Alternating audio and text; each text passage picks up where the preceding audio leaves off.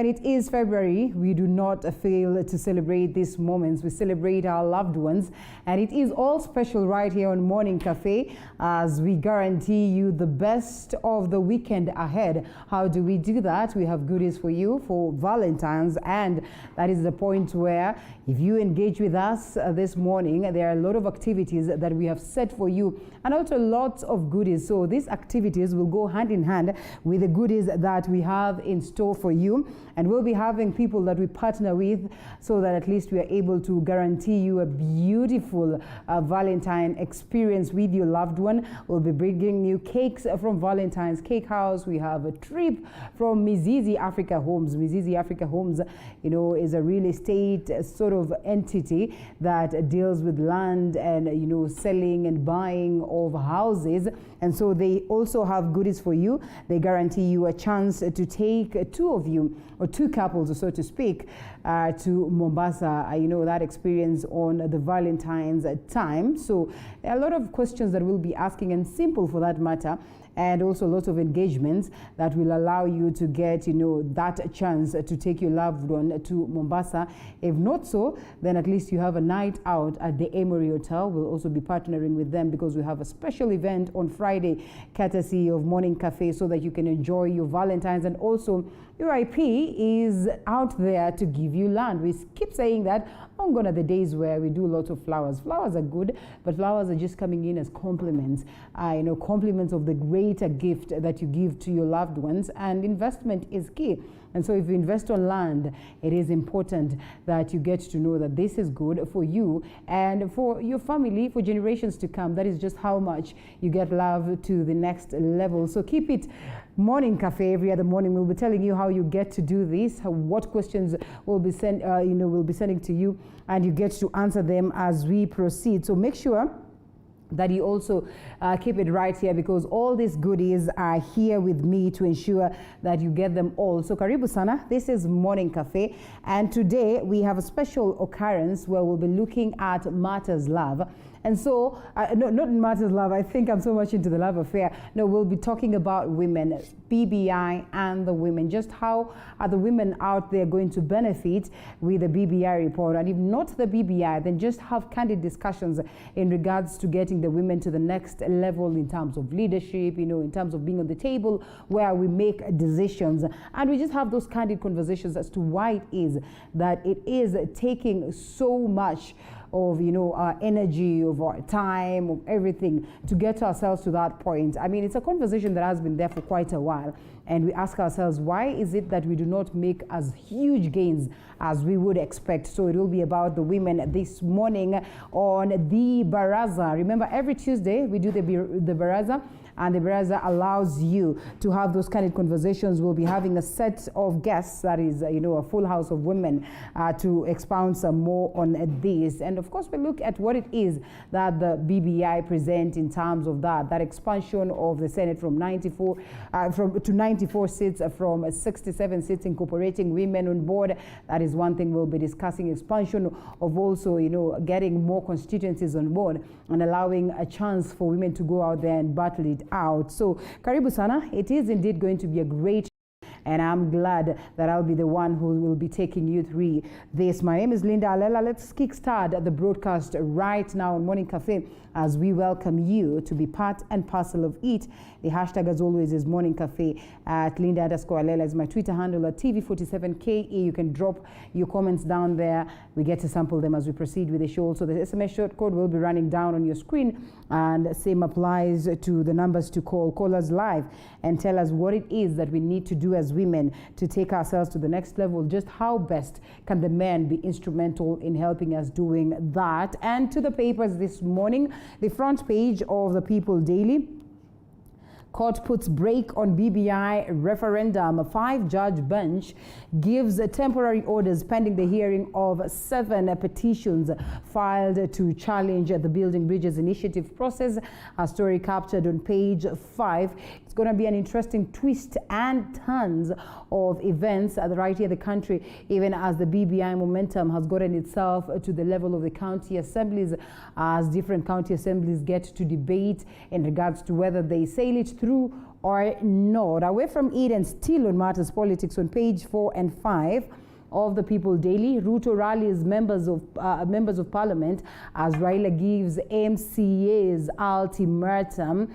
And here we are, the MCAs called upon, that is in Kisumu, to proceed and allow this document to sail through, even as that court order has put it to a break. And Ruto, on the other hand, met his allies yesterday in Karen, and lots of things came out of that in regards to just how best they can take care of themselves to ensure that they are able to counter the political rhetorics and the political jabs that have been thrown to them, even as Parliament is set to reopen after recess, that is today, and we're looking forward to indeed a very active sessions that will be playing out right there. And shocker that, of course, got very many legislatures of the Jubilee Party a little bit surprised yesterday.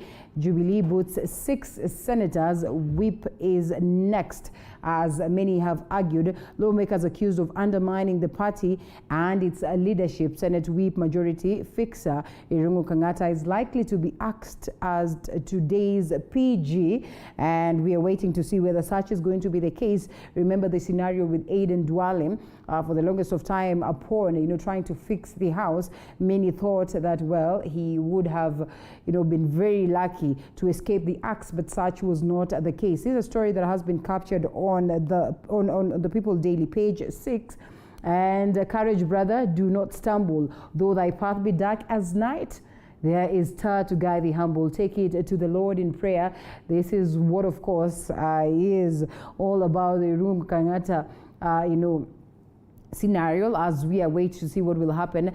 The key figures that have been asked: Isaac Mwaura, Mary Seneta, Naomi Wako, Millicent Omanga, Victor Pregay, and Valhada Deku. And this is what was all about the question of Jubilee in terms of trying to put its house in order. And many of them are allies of the deputy president. Actually, almost all of them are allies of the deputy president. And the argument is that this is political witch hunt. Away from it to the Daily Nation, court derails the BBI. President Kenyatta and handshake partner Raila Odinga pushing for changes, as we have also touched on the People Daily. And Jubilee expels rebels. That is also one that has been touched on. Away from it, proposal put a freeze on new universities. House team also wants allocations to the Higher Education Loans Board enhanced to ensure that support, or it gets to support more students in universities instead of increasing fees. A story captured on the back page on Matters Education. And another one, Raila cracks whip on Orange Party rebels too. Former Prime Minister rallies his supporters to vote in only ODM candidates in the various positions in next year's elections, as he put on notice critics and opponents in the region, as captured on page 6. And British troops based on lockdown over new virus fears. Soldiers who arrived in the country last week suspected to have come in with new variant of coronavirus blamed for harsher COVID-19 restrictions and travel bans in London. That is in regards to COVID-19 scenario right here in the country. Story captured on page 12. And Ruto allies plot to choke Jubilee of much needed cash. Lawmakers planning to withdraw 10,000 per member. That is the member fee that they pay monthly, or the monthly contribution that is channeled. And of course, the same to a lobby linked to the newly registered UDA party. They look forward to take that amount of money to UDA. We do not know how this will augur with the president, but we await to see what plays out in regards to the same. And here we are to a rather sad story that has been making headlines for the better part of yesterday. Justice for girl killed by rogue matatu crew. This is pretty much a common occurrence in the country that indeed should be condemned. The driver, with the help of his two thugs, allegedly pushed a 26-year-old out of the vehicle in a row over 100 extra fare. That is a story captured on page 3. Sadly, she passed on, and indeed, we all agree that justice should be served in this. Lost in charge And this is also an interesting piece that has been captured about Mother Nyakairu's husband, who left home one morning in November 2019. She did not know the day's events would mark the beginning of a series of problems for her that would ruin their union and her 39-year-old marriage to Dr. Kevin Wakoli, a doctor and lecturer at the University of Nairobi Dental School, was about to get. So an interesting piece also.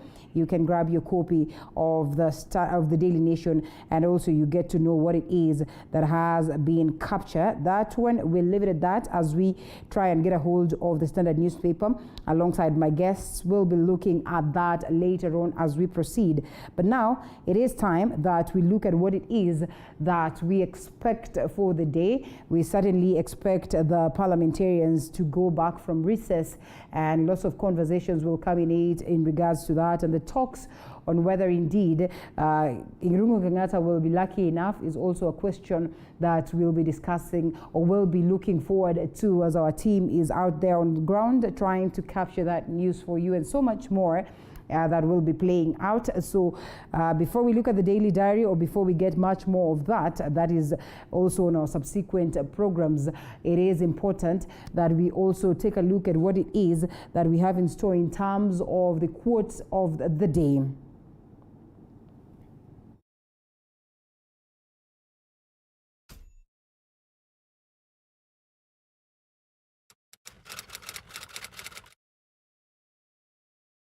Quote of the day: no one is perfect. That's why pencils have erasers.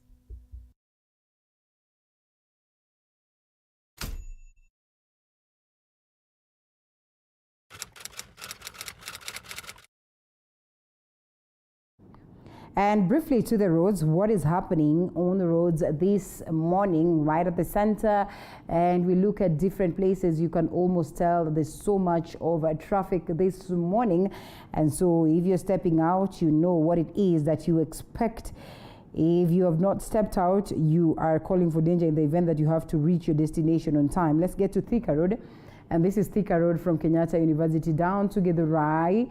You find traffic somewhere around there, that is around Roysambu. As you headed to Roysambu Clayworks, all the way to these sides of Roysambu and going on, there is traffic around Kasarani, somewhere around Safari Park. There is traffic, and going down to these sides of, Allsops past Oslo, Allsops.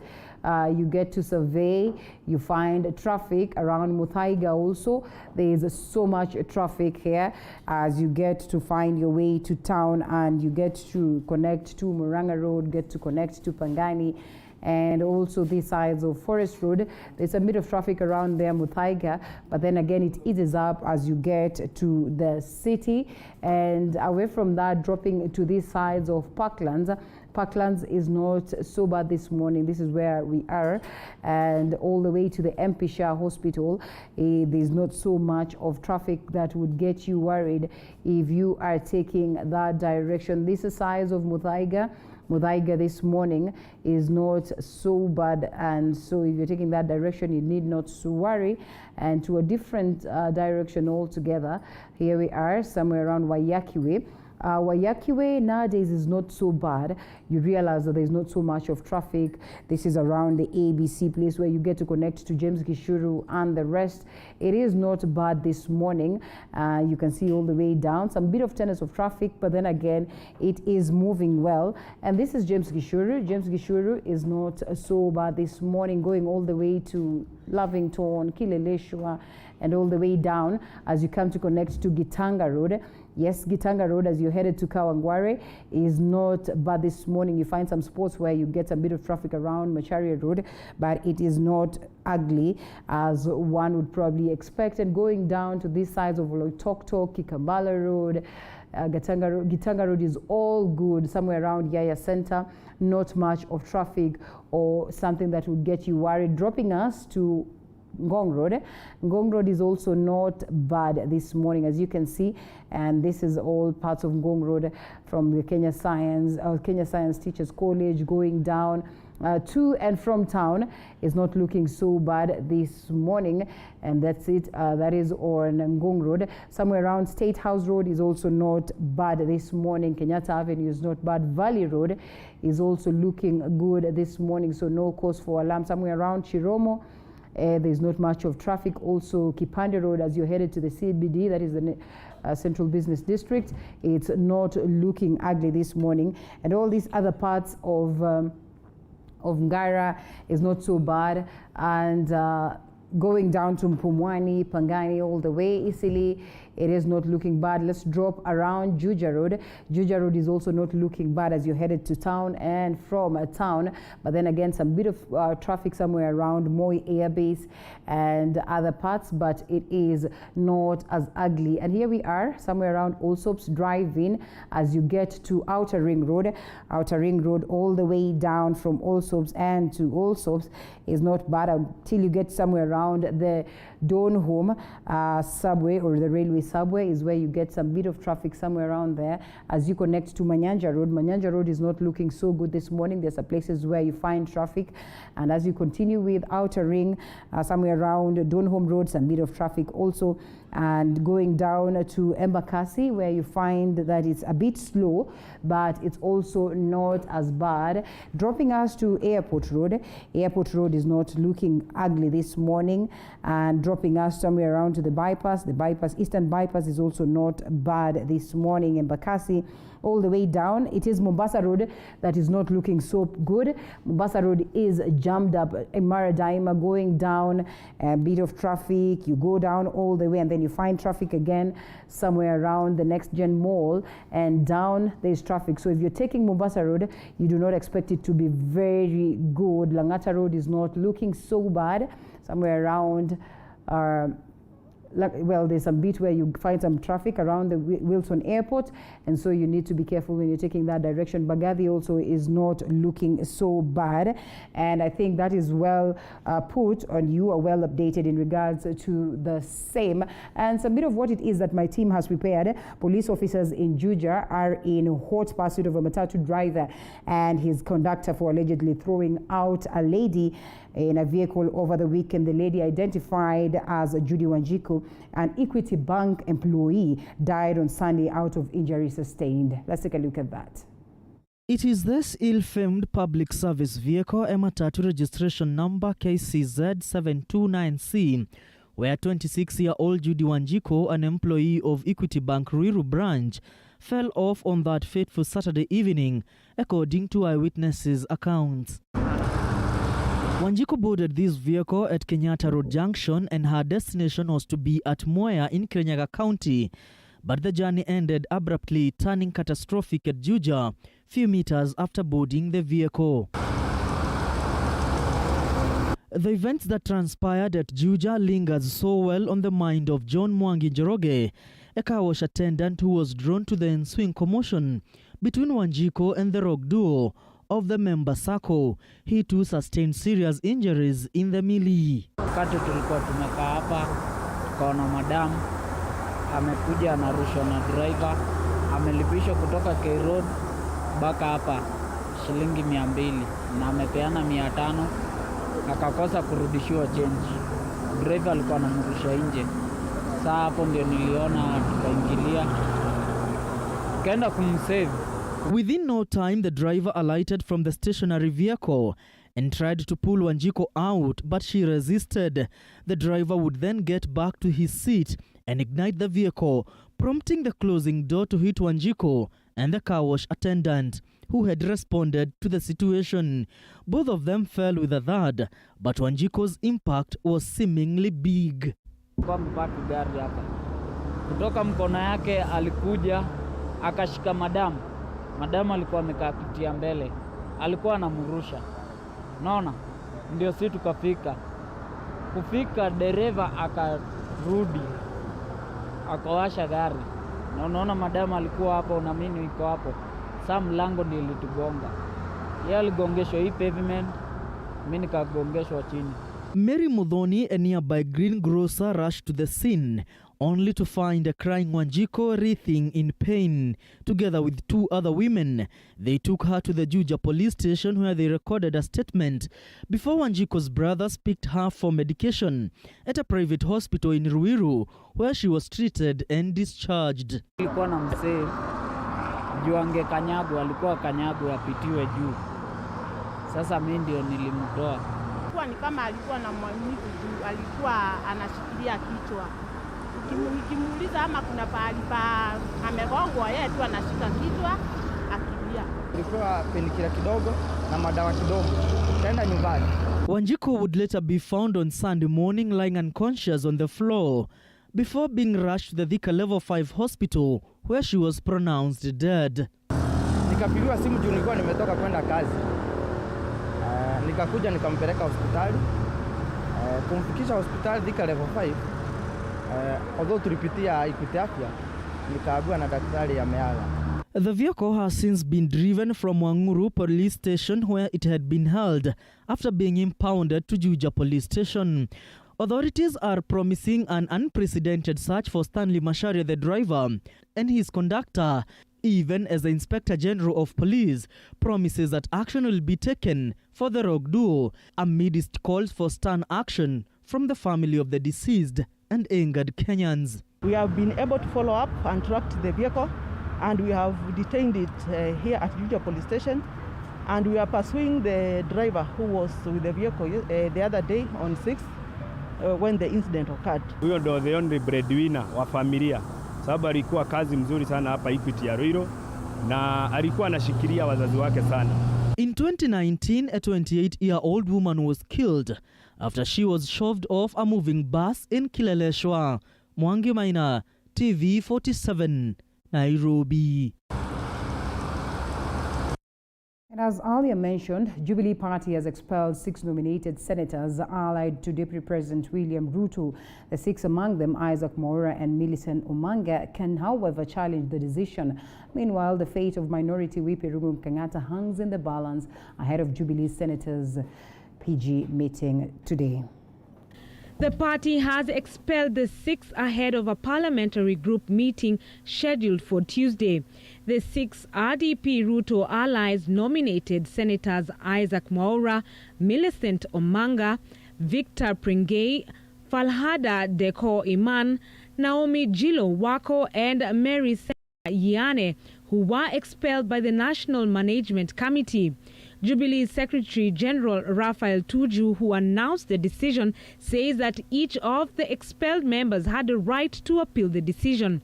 Isaac Mwaura had last week appeared before the Jubilee Disciplinary Committee to answer to charges of disloyalty to the party. The party will, however, decide on the fate of Majority Whip Irungu Kangata on Tuesday, with Kangata likely to be removed from his position. Sources indicate that Kiambu Senator Kimani Wamatangi is a possible replacement of Kangata, who recently said that the BBI was not popular in the president's backyard, central Kenya. So for me, I'm trying to tell our leaders, please don't politicize this process. Ensure everyone is on board so that we have a constitution which has a very good rate of approval by Kenyans. Last week, Jubilee Party's Vice Chair David Murathe said the party would expel members seen disloyal to the party. Still on matters politics, Deputy President William Ruto held a consultative meeting with his close allies at his current residence at the Senate, as the Senate and the National Assembly resume their sessions today. But Ruto's allies have decried targeted attacks at their rallies, claiming that some of the security details have been withdrawn. The leaders have, however, refuted plans to impeach Ruto, challenging the opponents to present an impeachment motion against this in Parliament. Musa Salah with the details. Less than 24 hours after concluding his coastal tour, Deputy President William Ruto held a consultative meeting with senators and members of parliament allied to him as the two houses resume business on Tuesday.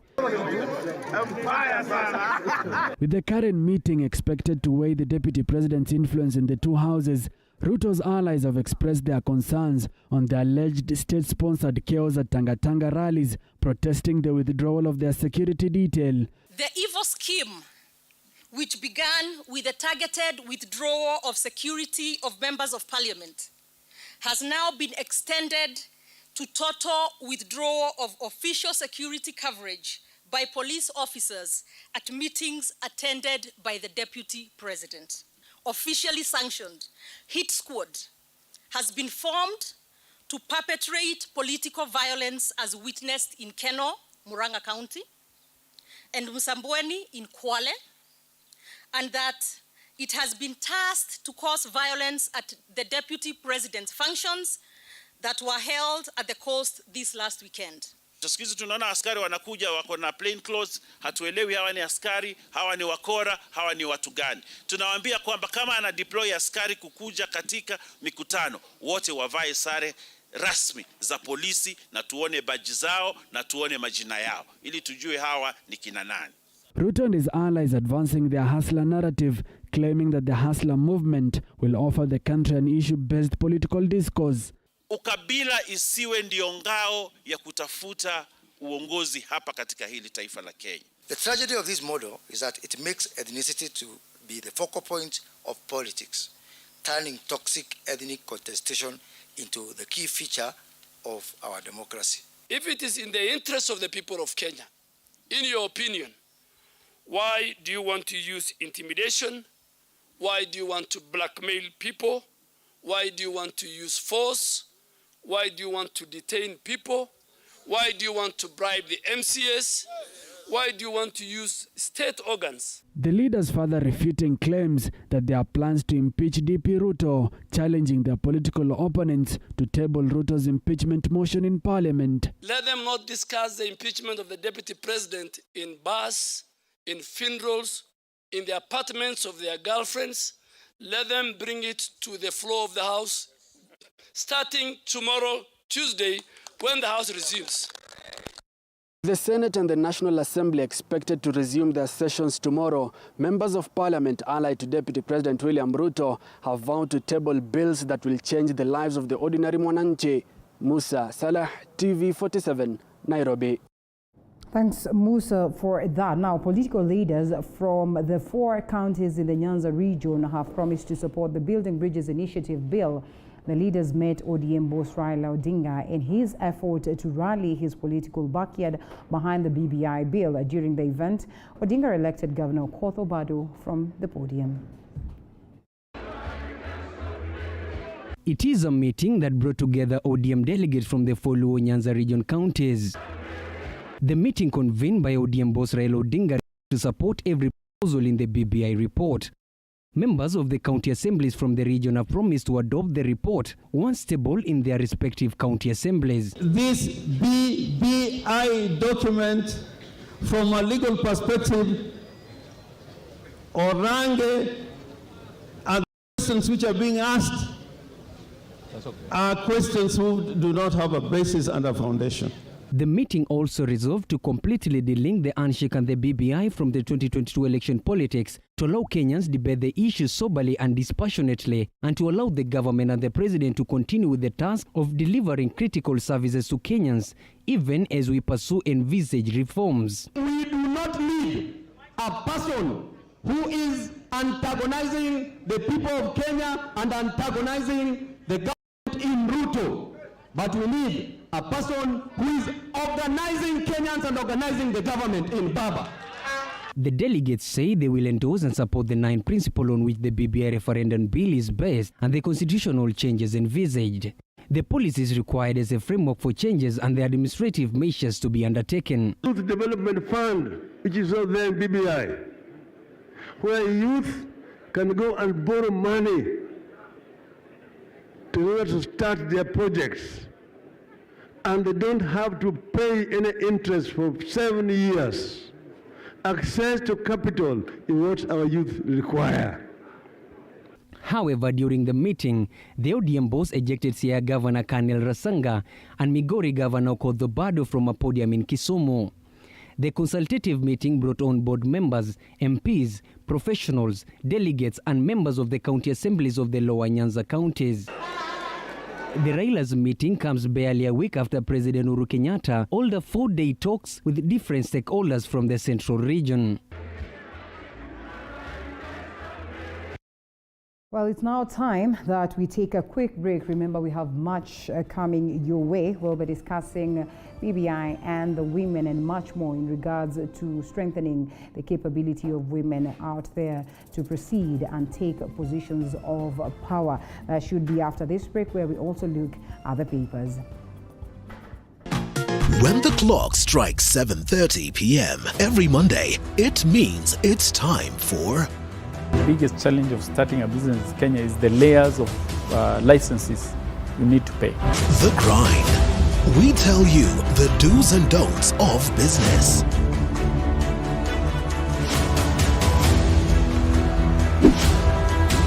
But the biggest fear was whether I'm going to make it in business or whether I'll lose my 150,000.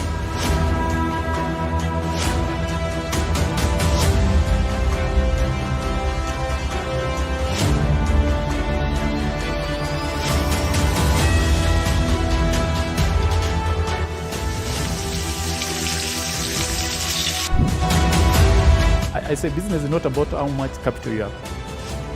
The Grind, every Monday at 7:30 p.m.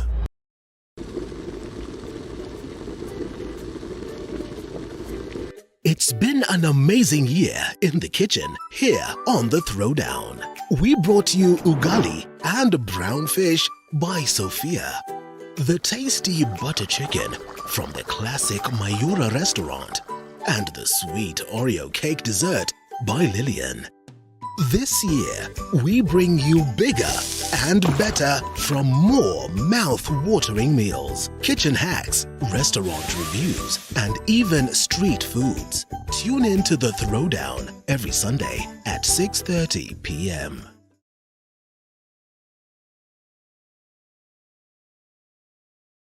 When the clock strikes 7:30 p.m. every Monday, it means it's time for...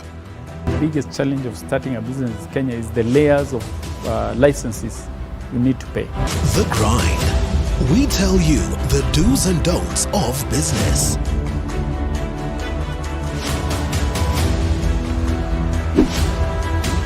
But the biggest fear was whether I'm going to make it in business or whether I'll lose my 150,000.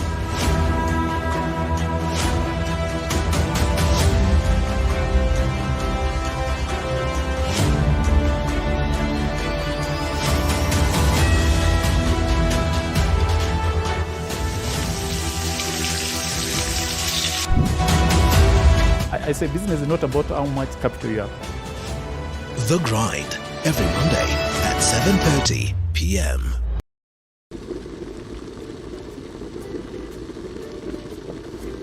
It's been an amazing year in the kitchen here on The Throwdown. We brought you ugali and brown fish by Sophia. The tasty butter chicken from the classic Mayura restaurant. And the sweet Oreo cake dessert by Lillian. This year, we bring you bigger and better from more mouth-watering meals, kitchen hacks, restaurant reviews, and even street foods. Tune in to The Throwdown every Sunday at 6:30 p.m.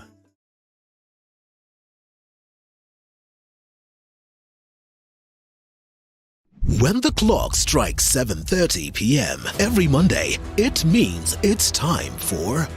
The biggest challenge of starting a business in Kenya is the layers of licenses you need to pay. The Grind. We tell you the do's and don'ts of business.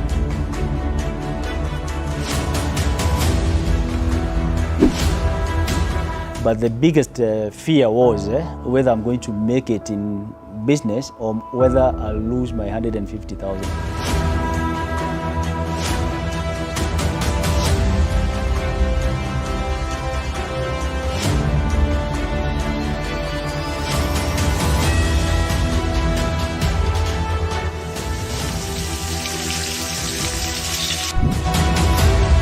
I I say business is not about how much capital you have. The Grind, every Monday at 7:30 p.m.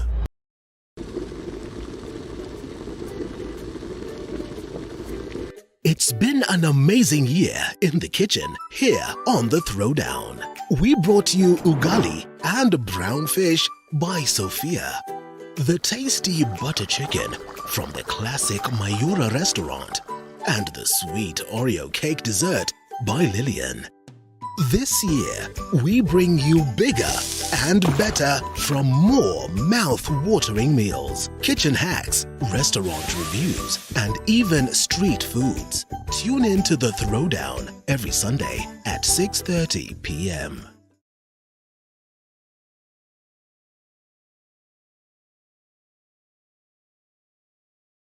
When the clock strikes 7:30 p.m. every Monday, it means it's time for...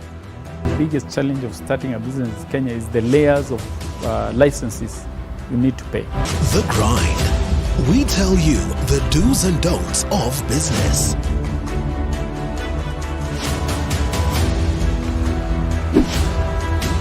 But the biggest fear was whether I'm going to make it in business or whether I'll lose my 150,000.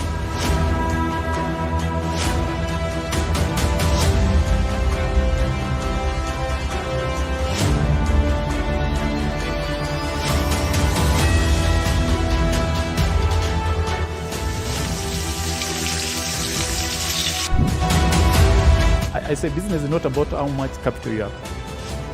The Grind, every Monday at 7:30 p.m.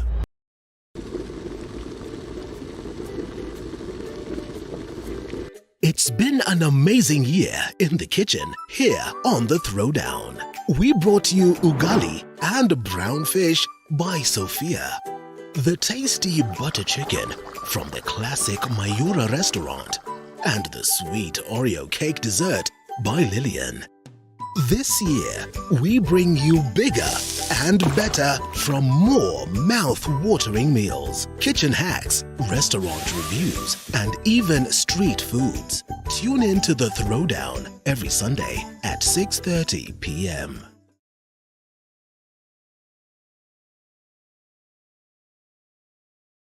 When the clock strikes 7:30 p.m. every Monday, it means it's time for... The biggest challenge of starting a business in Kenya is the layers of licenses you need to pay. The Grind. We tell you the do's and don'ts of business.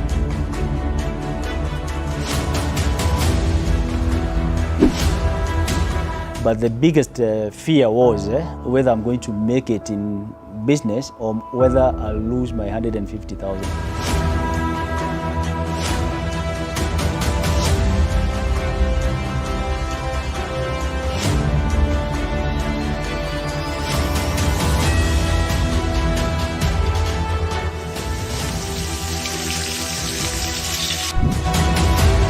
I say business is not about how much capital you have.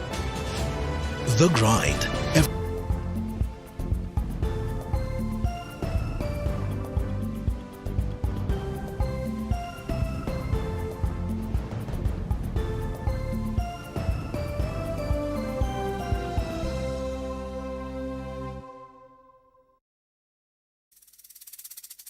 All right, here we are.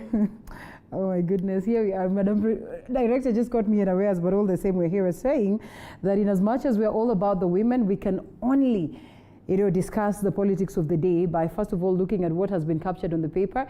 And yes, the paper speaks of a majority of women who've been locked out or who've been, ejected from, the senatorial positions, nominated senatorial positions in the Jubilee Party. And so it is only fair that we ponder into the same as we proceed with the broadcast. We have, a full house of activities, so to speak. We're starting now all the way to 9 a.m. as we discuss the matters of the ladies, and we see whether indeed we stand a chance in terms of, proving ourselves as, leaders who are capable, as opposed to, us being looked at as lesser human beings. And the guests who have already hit the studio is Anita Nkirote, who's a political analyst right at the back there. She's seated, she's a lone ranger for a moment until the other two come. And it's good to have you this morning, Anita. Karibu sana. Did they give you the microphone? Yes. Oh yes, you have the microphone there. Salimia watu. Thank you so much for having me, Linda. Yeah. Thank you, Rote, political analyst, looking forward to having a fruitful deliberation. Indeed. And right next to me is Gloria Roba. Gloria Roba, you should be knowing her by now, is a youth policy analyst. You know, I would say a household member right here. Not a very strange face. So when you see Gloria Roba, you know it's going to be heated, and it's good to have you this morning. Morning. Karibu sana, morning. How are you? I'm good. Yes, and we also have Farida Ahmed coming all the way from Kisumu. Good to have you. Thank you. Karibu sana. Asante Thank you so much. And we also have Anita Thumbi, who's a member of County Assembly also in Nairobi. Good to have you, madam. Karibu sana. As we kickstart the conversation on matters women, we said it is important that we get ourselves onto the table. As decisions are made, we also be part and parcel of this, and we not just say, you know, merely as one would want to look at it, but we actively want to be involved. This is because, as many have argued, if you empower a woman, then you know certainly things are going to go well. So as we get to the conversation, first let's briefly look at what the papers have to say. And on the People Daily, courts put brake on referendum. A 5-judge bench gives temporary orders pending the hearing of 7 petitions filed to challenge the Building Bridges Initiative. One of the key things that we'll be discussing this morning is the Building Bridges Initiative, and just how much it is of importance, or it is significant to us ensuring that it allows the women a chance out there at the helm. What do you make of this? It's probably something that was expected? Yeah, definitely. Yeah, we've had a lot of, you'd say, loopholes. Yes. There's not been any proper frameworks under which the Building Bridges Initiative have actually, you know, carried forward. So definitely we expected a lot of court cases, a lot of, and I'm really curious to see how they're going to push through this. And I think everyone else is curious because this, so to speak, BBI has been looked at as a project of the state. And so no matter what, the arguments on ground have been that, you know, these key figures will make sure that this sails through. And so this is one thing that looks like, you know, an impediment, but then again, probably not really cause for alarm or worry, because then again, as they have argued, it has been well crafted. Do you suppose that this is just a simple thing that really needs to not to cause worry to the proponents of the BBI, Anita? We have 2 Anitas, so allow me to start with Anita. Nkirote. Thank you. Yeah, we'll go by Nkirote. For me, having gone through the Punguza Mizigo initiative as a Deputy Organizing Secretary, Third Way Alliance, I think BBI is quite on course, and it has actually followed a due procedure at every stage, and it is a people's initiative. So from where I stand, I think this is just a little hurdle, like a bump on the road, but everything will be fine. And as we can see already, Siaya County Assembly has passed the bill, and it's going to be tabled in other county assemblies. So for me, I think this should not be an impediment, but a question of making sure that we look at substance over form, which means the proponents of BBI and the Secretariat need to be extremely careful on the procedures that go forth, because one minute issue might send them back to the drawing board. Yes. And true to it, coming to you, Anita, before we engage Farida. Actually, I think we should start with Farida, because Baba was in Kisumu yesterday trying to push this conversation, and we've also seen President Uhuru Kenyatta constantly trying to also rally, you know, the people of the mountain to proceed and you know, give a blessing to this particular document. So as it sits at the level of the counties, with this conversation, with this turn of events, do you suppose then there is a cause for worry to the proponents? You know, you have a microphone? Yeah, I do. All right. Okay. All right. Oh, okay. First of all, I want to say that getting anything for women in this country has never been easy. Yeah. And so we expect hurdles along the way. And for me, that's normal. We are on course, and we want to remain focused as women, because we know that it has never been easy, and we are expecting to have bumpy rides, but we know we'll get there. Yeah. All right, the BBI itself, as it is, in regards to this report here that court puts brake on BBI referendum and the fact that BAMBA was in Kisumu and a couple of other proponents have been going around trying to sell this document. What do you make of this ruling? I know the ruling is part of the hurdles that we are talking about, but I know it will be sorted out. Do you think but within the for BBI there is indeed something for the women? Yes, I do. All right. I do believe. Yeah. Okay, well. And that's why I've come here, so that we it's sort of the same. Yeah. Okay, Anita. Thank you so much, Linda. I prefer Anne now that we have so many. Oh, okay. Can we have the microphone? Okay. Yes. Okay, thank you. I hope I'm on. Yes. I would say the BBI is somehow trying to solve the women problem, but you know the constitution that you have, the 2010 constitution that we voted with 62% is clear. But the problem is that implementation is where the problem is. Article 27 is so clear on gender equality, but we've seen there is no political goodwill. We've tried so many times to pass even the Duale bill. That bill has gone to Parliament 5 times until we went to court. Must we women go to court? Not really. I think we proved to the world that we are not ready, the government is not ready to listen to women. And it's simple. I mean, a third of anything. You know, like if we are 10, only 3. And even on the appointment, when we complain, we get at least a third only. Even the ministers will get at least in the minimum of a third. Not 50-50, we are not asking for 30%, I mean 40%, we're not asking for 50-50, only a third. Are you sure we're not asking for 50-50? The other day, the likes of Anne Waiguru were saying it is now time that we discuss the 50-50. I think we should, because if at all we are not even getting a third, it's the high time we ask for 50 and we get maybe, maybe get a third, maybe we get at least a third, now that we're not even getting a third. Okay, well, we'll get to that conversation as we proceed. I think we need to go pretty fast in regards to the same Ruto, Right Honorable Raila Odinga in Kisumu, Ruto on the other hand in Karen, trying to speak to his allies so that they can chart the way forward on how they get to defend themselves, or so to speak, what was said at this time when the Parliament is back from recess. And it was a shocker yesterday. Lawmakers accused of undermining the party and its leadership. A Senate majority fixer, Irungu Kangata, likely to be asked at today's PG. This is one of the key stories that I wanted us to ponder on. And looking at the list of the women or the people who are whipped, I mean 1, 2, 3, 4 are women. It is you, Gloria. It has to be you. It has to be you. You know, I think... And this is probably long overdue, so to speak. Remember, there is at a point, at a point in time, you are also on notice. I think the worst thing that you can position yourself to be in this government, particularly in elective or appointive positions, is a nominated member of parliament. Oh, yeah? Yeah.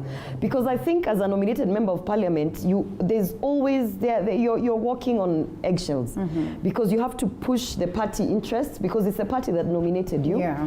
And remember, by the time you get a party nomination, you know exactly, particularly for women, the loops they've had to jump. You know, literally just it's probably like 2 years of hard work. Right.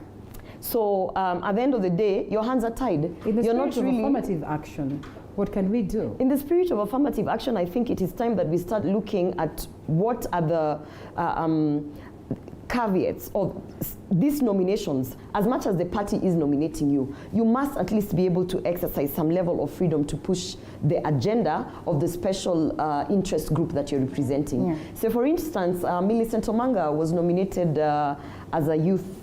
She was nominated to represent the youth, and she was nominated as a youth.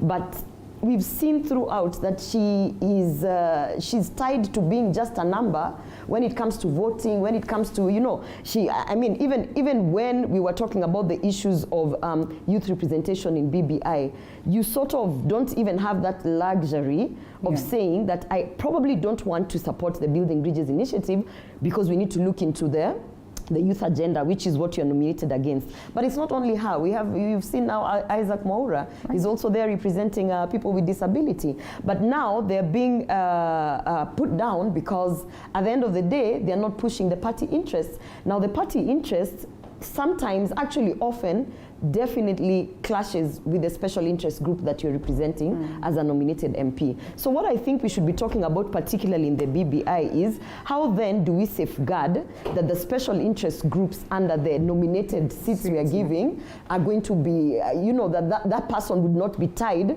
to the party interest. They would not just be a vote that the party would like to use when they want to push their agenda. All right, yeah. And you are in a position to speak about this much, and I'd love to hear from you. Kindly take the microphone.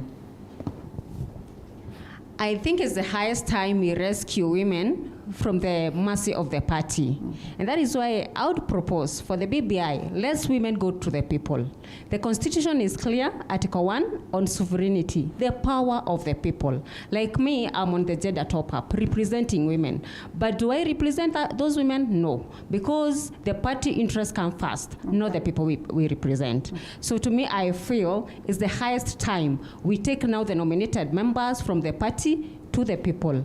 Let me give you an example. All those women in the Senate, they don't vote for financial bills. You can imagine how useless we look like. We just like, I would say party goons, because you're just there to be seen, not to be heard. If you are independent-minded, you are likely to be victimized. For instance, I voted against the 2022 budget of Nairobi County Assembly, simply because I was feeling this what is not there, especially on education department.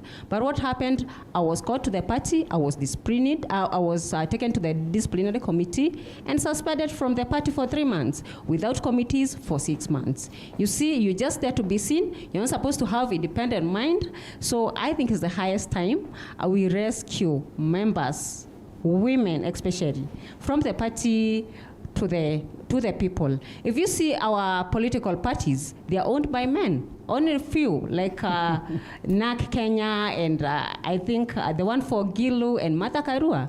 And you can bear me witness, those parties don't victimize members. We have so many members. We have members, MCAs from NAK Kenya, Martha Karua's party, and she's one rebel-minded person. She'll never victimize them anytime they speak their mind. So it's the highest time to empower women. Let women have strong parties, because anytime you are nominated with those men parties, as a woman, you'll be victimized. Hold it right there. I think it is indeed a good conversation that we need to have. Allow me to take a short break, and then we'll come back to you, Mheshimiwa.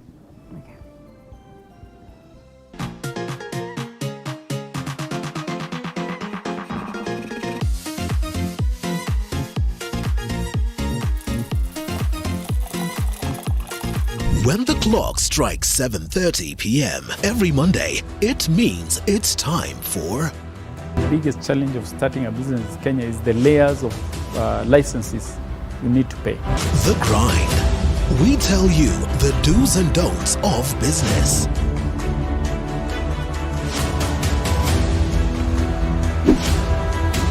But the biggest fear was whether I'm going to make it in business or whether I'll lose my 150,000.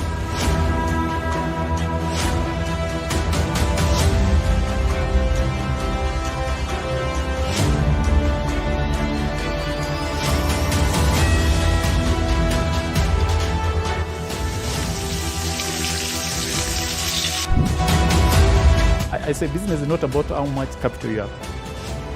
The Grind, every Monday at 7:30 p.m.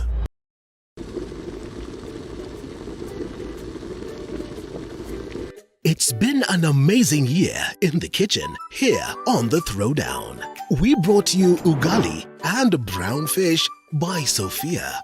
The tasty butter chicken from the classic Mayura restaurant. And the sweet Oreo cake dessert by Lillian.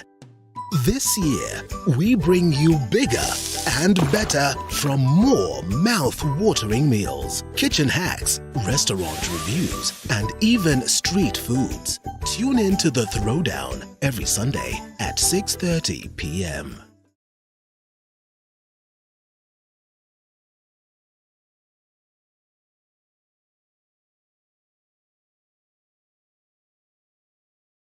When the clock strikes 7:30 p.m. every Monday, it means it's time for... The biggest challenge of starting a business in Kenya is the layers of licenses you need to pay. The Grind. We tell you the do's and don'ts of business.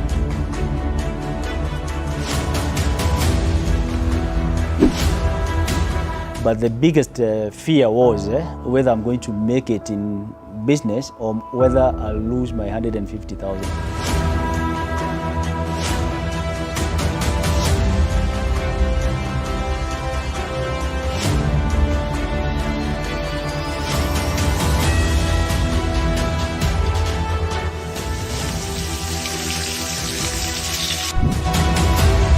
I say business is not about how much capital you have. The Grind, every Monday at 7:30 p.m.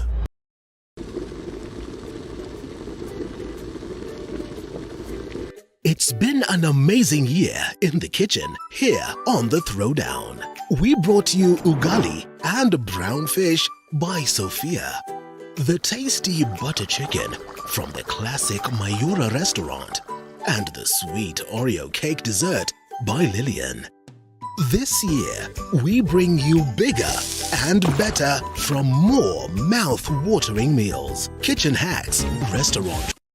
Welcome back to the broadcast. Still with me this morning, Anita Thumbi, MCA Nairobi, Anita Nkirote, political analyst, Farida Ahmed, former MCA Kisumu, and Gloria Roba, youth policy analyst. And before we went for break, the conversation in regards to this whip that was cracked yesterday and is probably likely to land on the whip that is on Martha's Jubilee, and these senators or nominated senators were whipped out.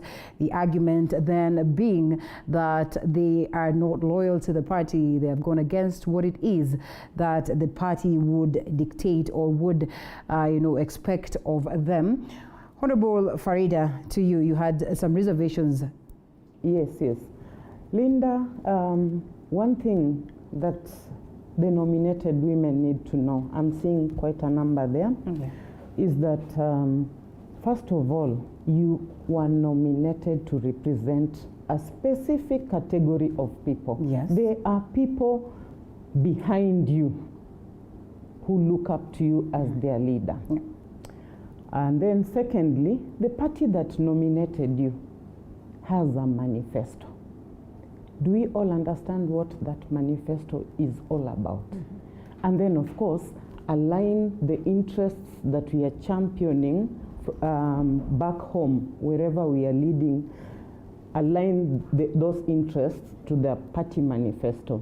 And so the reason why I thought I should also give my voice there is because even right now, what we are seeing, we are not feeling what the nominated leaders represent. Okay. Yes. Kidogo, they've gone off track.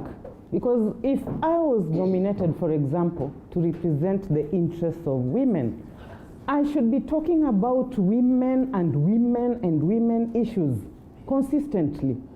Now, here is a case where we are seeing women are busy talking about other things that are not aligned to why they were nominated. And so, for me, I wish to remind all of us, because I was a beneficiary of affirmative action. Yes. And me personally, I stuck to my issues.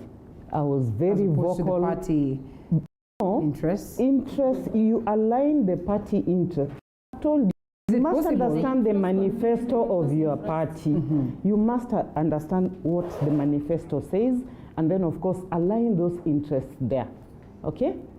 So, when we just want to talk left, right, center without being consistent on what took us there in the first place, are we really being fair and sincere to the people we are leading?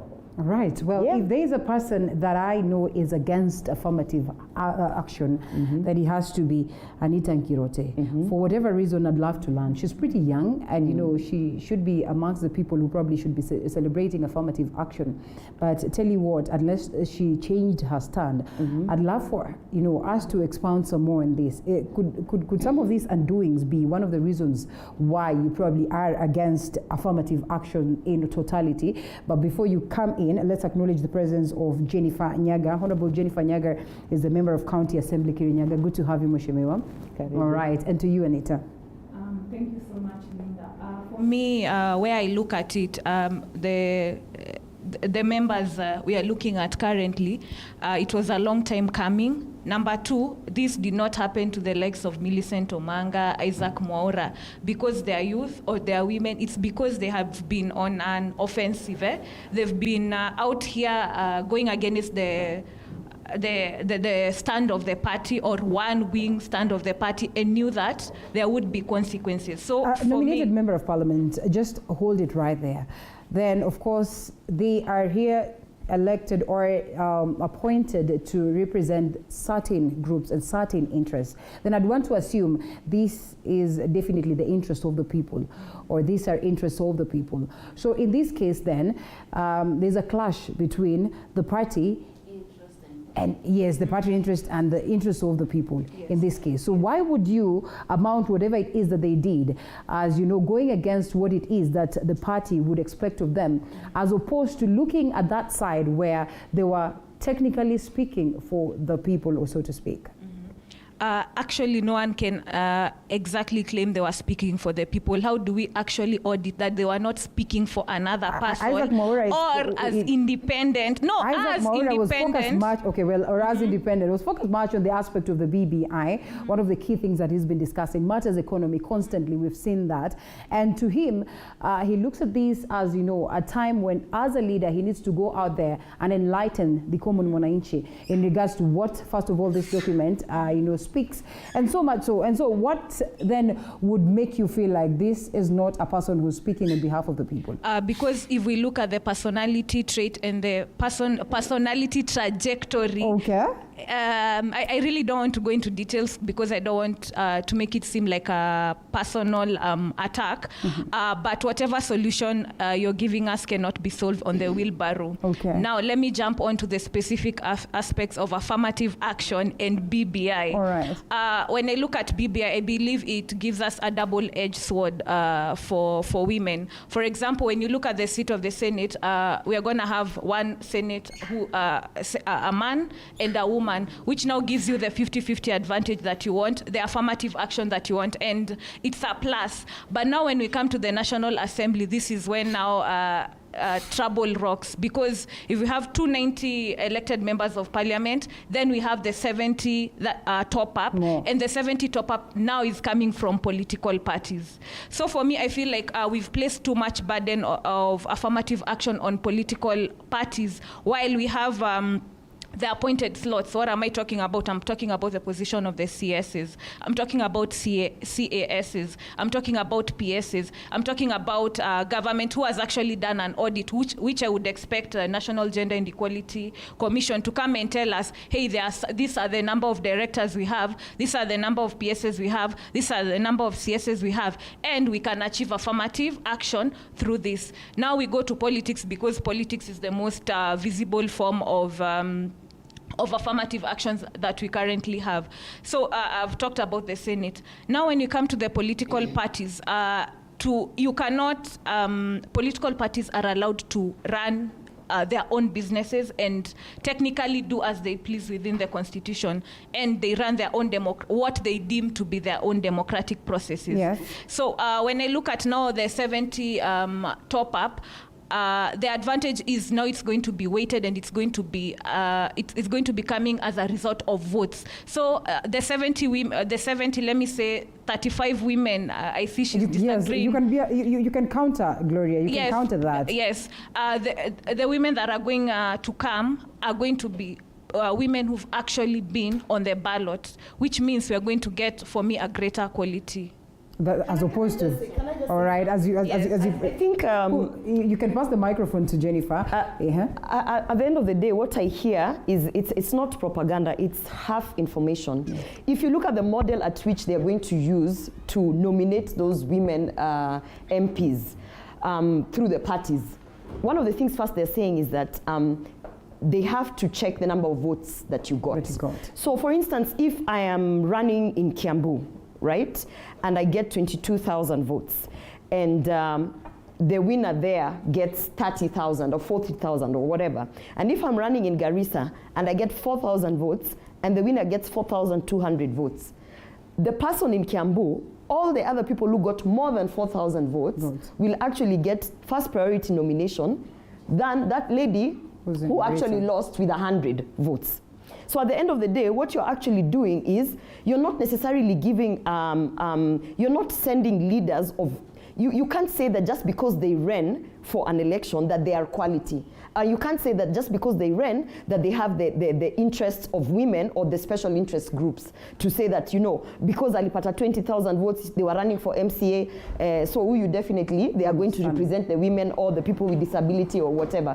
So at the end of the day, you're already marginalizing areas or women who have already been marginalized, because it's the same kind of ideology of the one shilling, the one that ODM was pushing when we were doing the CRA, which means that the people who are in places where they have less population are already going to be considered as if they are not Kenyans. And then the issue that I've had her speak about in terms of Isaac Mwaura. Isaac Mwaura, when the Building Bridges initiative was fronted, rallied the people with disability, and he sat them down, took them through the whole thing. They had deliberate discussions around, you know, how is this going to benefit or how is this going to take away from the people with disability.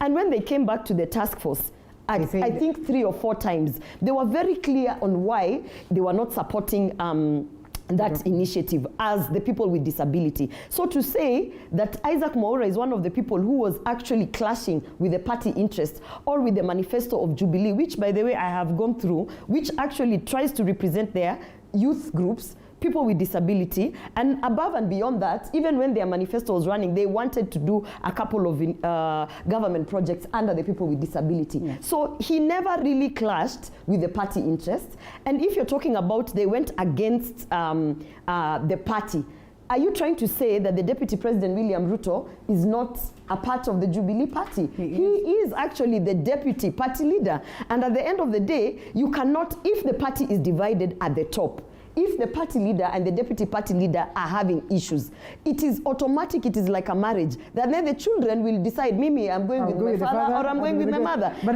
so the children should not be, out of the two sides, which is actually aligning to what it is that was the party manifesto? No, you can't say that, because this was a joint effort.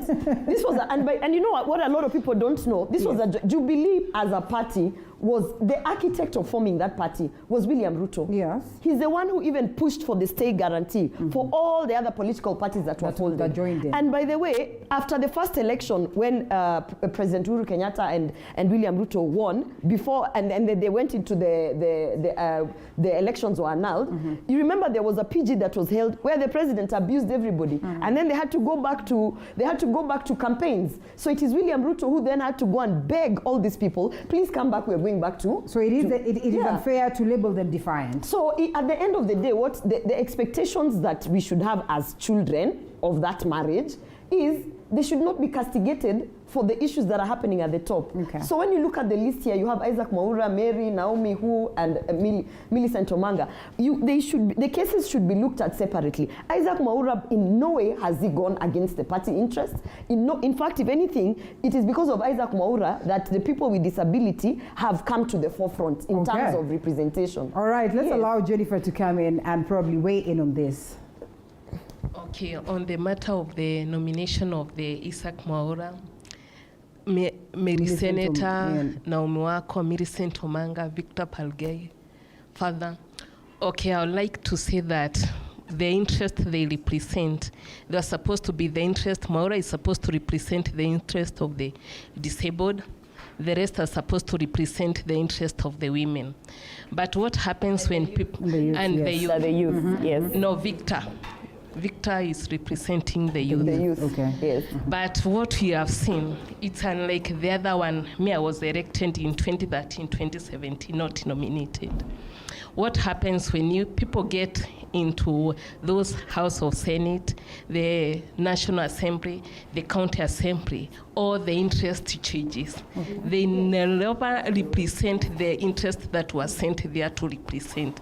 They start representing their own interest, and then they start looking at the further, how they are going to further their political agendas.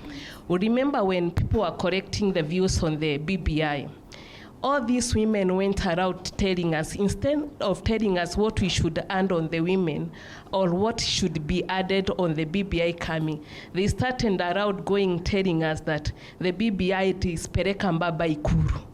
Instead of advocating, and that's what you have seen, instead of them sitting together, advocating for the interest that sent them there, they started telling us that when you vote the BBI, you are going to vote Raila Odinga as the next president. That was not what took them there. Let me ask a question. What happens to democracy? What happens to people focusing on issues and having that space of speaking their mind? And when they speak their mind, they probably speak their mind because they probably look at things that have been fronted and they do not tend to agree with them.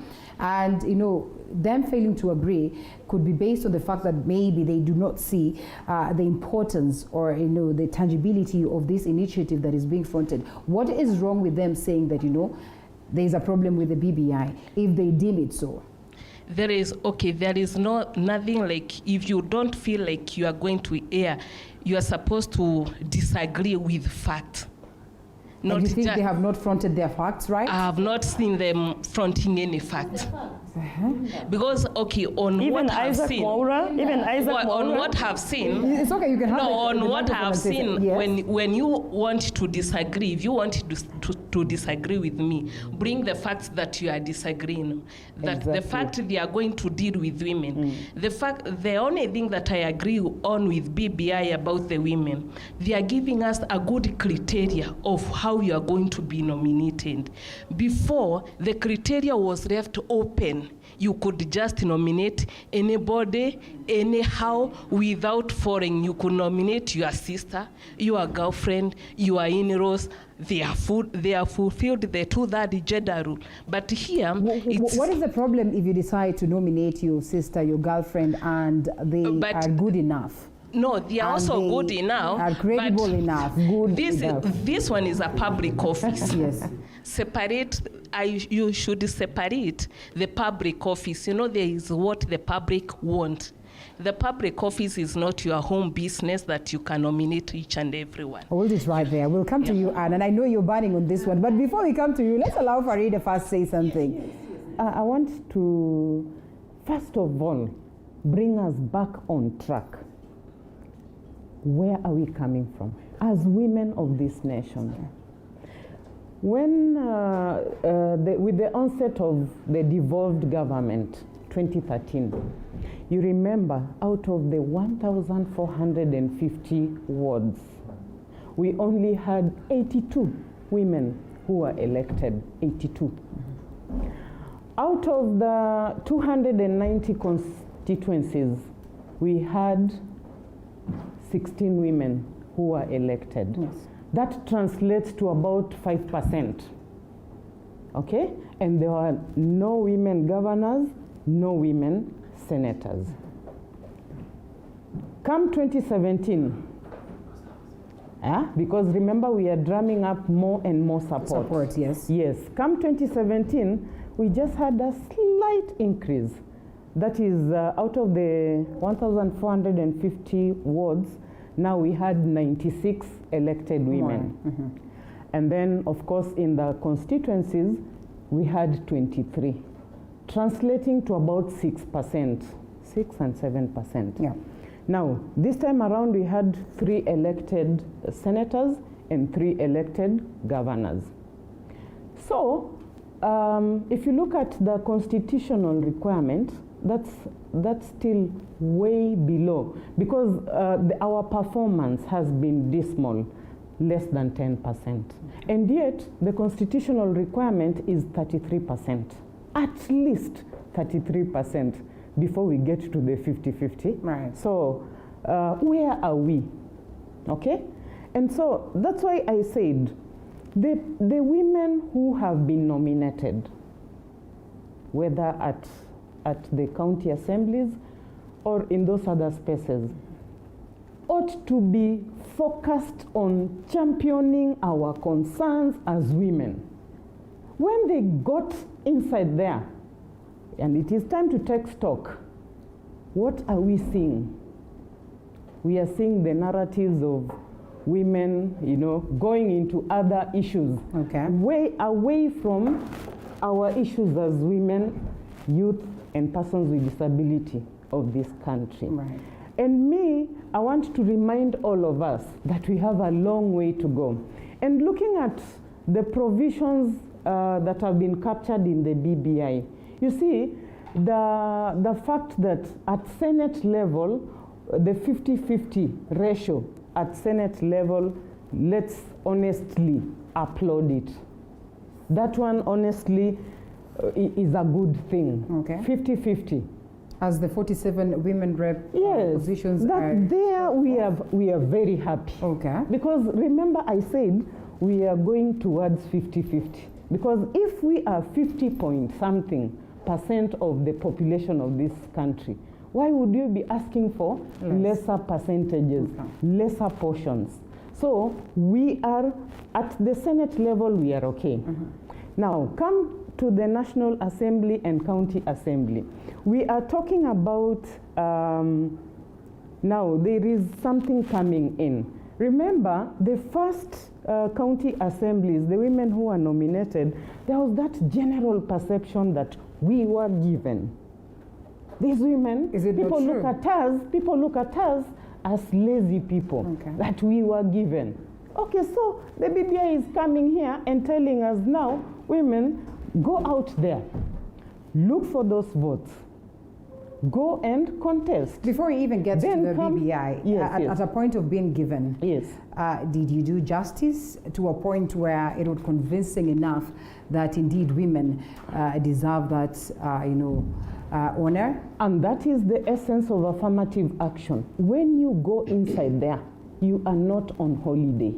You are there to work and to make things better than they have been. So how do you work when you don't have an affirmative action budget? You know, with the women representatives, they actually controlled a level of resources. So if you're sending 50 women to the Senate, the Senate is an oversight. And as our friend also said there, as a nominated leader, at one point when she was expelled from the party, suspended from the party, she was not even able to participate. she was not even able to participate in committees where you have influence. She was not able to vote. So when you're looking at, okay, we have sent 50 women, or we have sent I don't know how many women to the Senate. What have we sent them there to do? And what are they doing there? Do they have resources to do anything there? So when we are selling this Building Bridges initiative, let us tell the whole story. The whole story being, yes, we are sending women to the Senate. But are they going to do anything at the Senate? Will they have a fund at the Senate? Will they be able to sit in committees as nominated members and actually have a vote that counts? Will they be victimized? Will they be victimized? You understand? Will they be victimized? Let's allow Anne come in. Thank you so much. Yes. I want first of all to speak about those there are 6. Those 6 members. Unfortunately, they are all nominated. Yes. That tells you how the party take nominated members. Like I said, they are just like party goons. You know, you're just there to be seen and not be heard. For instance, I agree with members here. They all said those members are supposed to go to the parliament and protect the people who they represent. Yes. And we all know our rules are clear, only 3: registration, oversight, and representation. When they're doing representation is when they go and tell their people, about BBI. They've been seen all over telling the people, hello, this is not the right time for the BBI. Yes. We are just few months post-corona. Why are we doing BBI campaigns at this time? We've seen example, Honorable Mwaura, saying that the people with disability are not well catered for in the BBI. We've seen Honorable Omanga talking about how they're just flower girls without money in the Senate, and asking how are we going to get this money at the Senate level. So we can see that these people have not been talking about the people's interest. So we've been seeing them doing the same. So I don't think it is true. It's only that they are not politically right, because we've seen they've been supporting and okay, I would say they have been supporting or aligned to Deputy President, which is not a crime. Do you suppose you've been targeted from the word go? Pardon? Do you suppose you've been targeted from the word go? I think so. Because of your political stand or because of what? The fact that you're a woman and... One, because I'm a nominated member, yes. Just like I said, you can't tell me that only the nominated members are not loyal to the party, of which I don't know what loyalty means, because they've been doing what they're supposed to do according to the Constitution. Do you suppose then that would also be blamed on the utterances of the former governor, that is Mike Sonko? Pardon? Do you suppose that would be blamed on the utterances of the former governor, that is Mike Sonko? I don't think so. It has got nothing to do with the former governor, no. All right. Yes. Has it have anything to do with your appointment? I don't think so.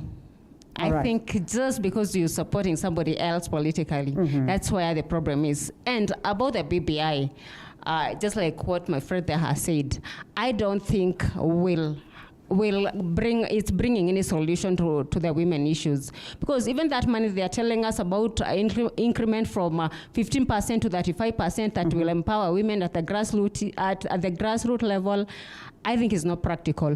Let me give you an example. I like being practical, Linda. Yes.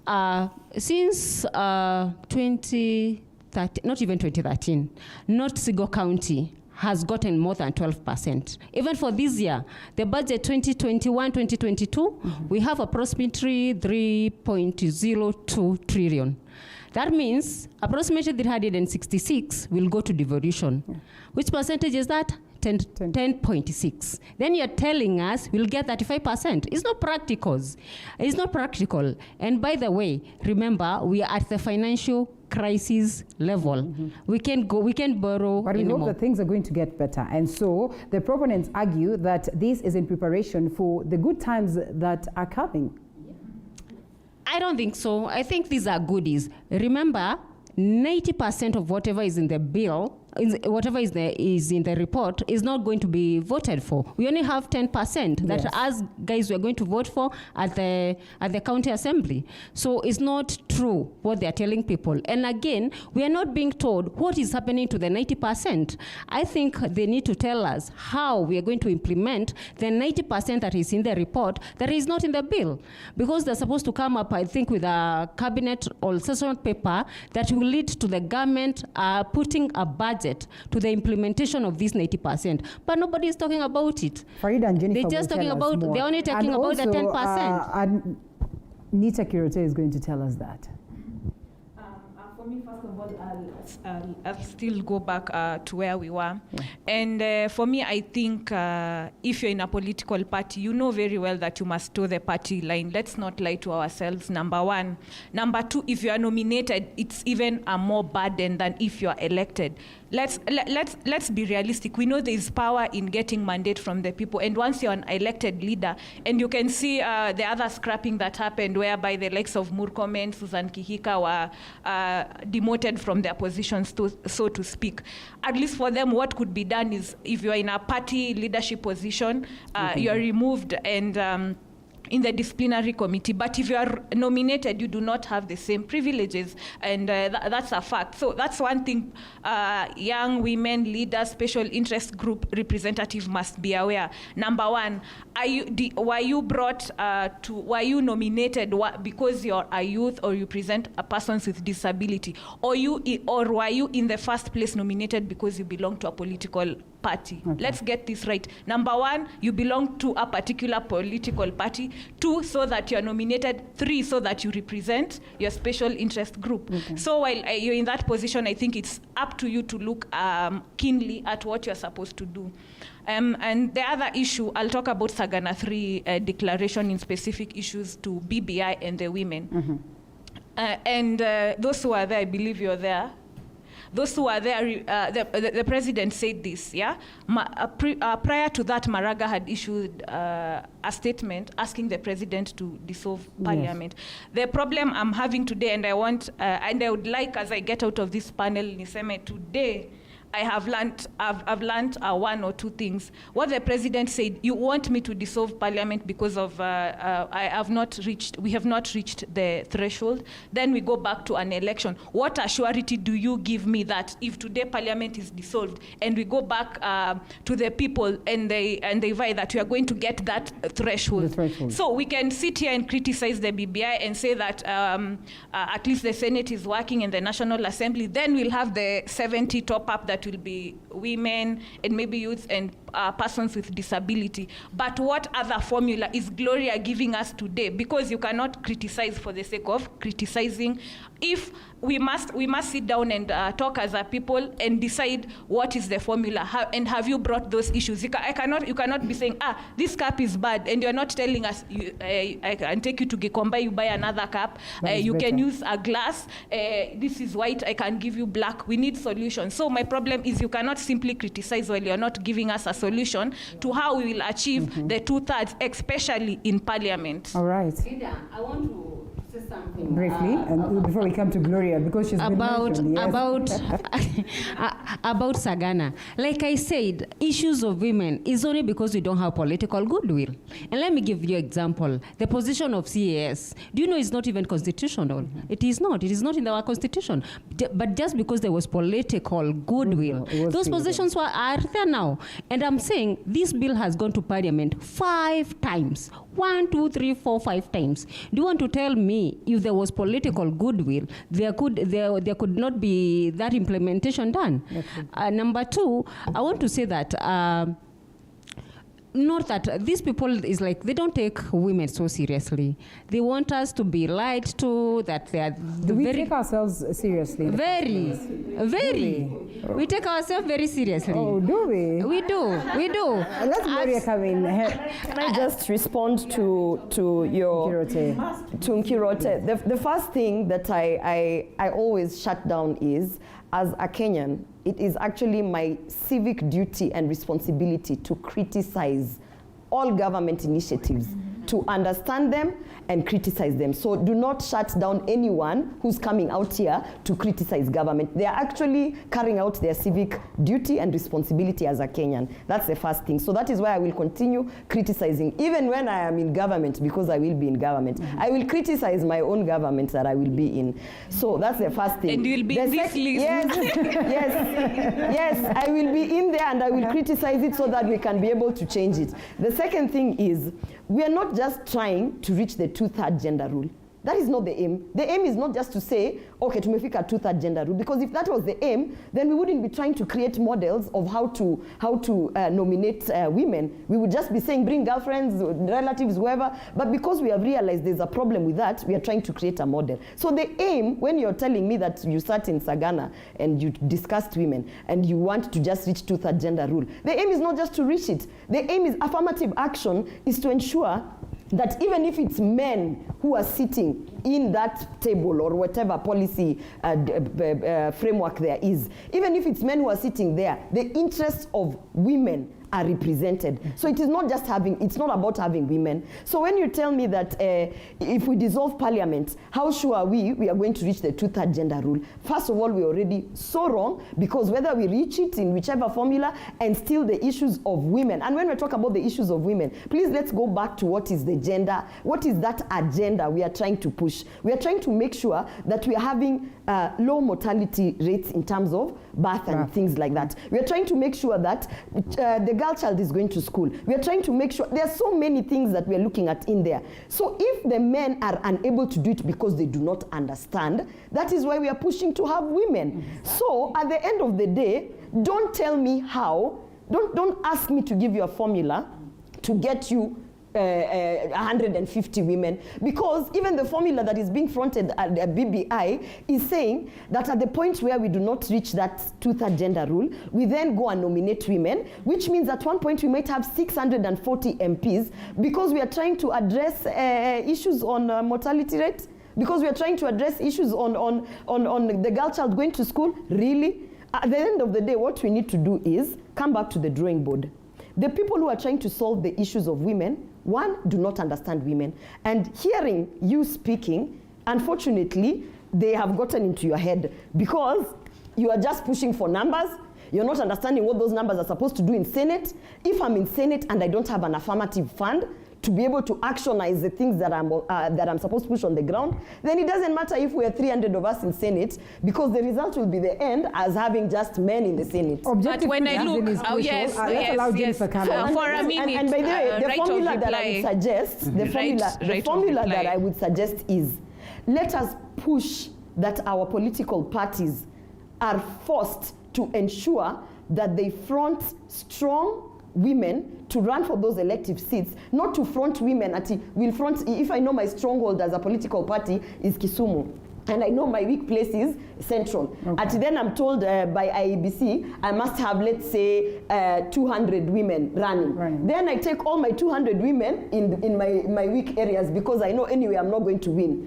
The formula we should be looking at should be from the political party, where, as you said, as an elected, if you have been given the mandate by the people, the power remains equal as those men who are coming into the Senate. A brief right of reply. And I'd look at the Senate, the example she gave at the Senate, where we have now one man and one woman. Yes. Automatically, let's be real, automatically, if the man senator will get money, so will the woman senator, because they are coming at an equal front. So for Senate, that's to be really honest, there's nothing to discuss. It's automatic.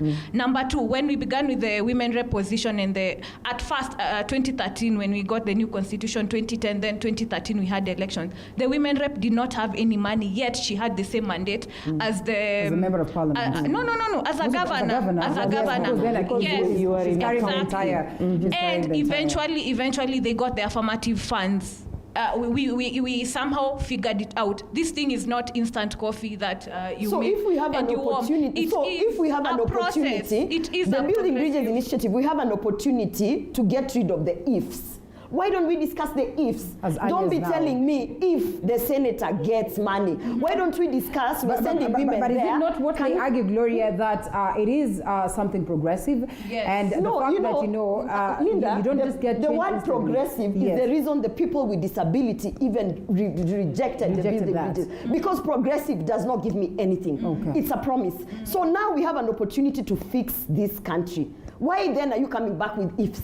Unknowns. Let us sit down and say the Senate is not getting money because we are sending women there. Let the senators get this fund. And that's why should we send money? Would it be fair to stick on one particular point, just because whatever it is that is being offered is not 100%? No, it's not fair. It's not fair. And actually, that's why I'm saying address all the issues, including how we are getting to the nominations. Because at the end of the day, those losers in Garissa, in Wajir, in those areas where the population are low, they don't see any benefits of BBI because all the other people where they have the high population will automatically beat them to the nomination. So let's address the loopholes that are in there and tell those people who are seated in Sagana that there are women out here who could not sit in Sagana. Not in Sagana. Who are pushing for the women agenda so that they can understand that is where they are losing the plot. They are sitting with people who do not understand the loopholes, and those people who understand the loopholes are not even being invited to Sagana. Can I read some responses from the people?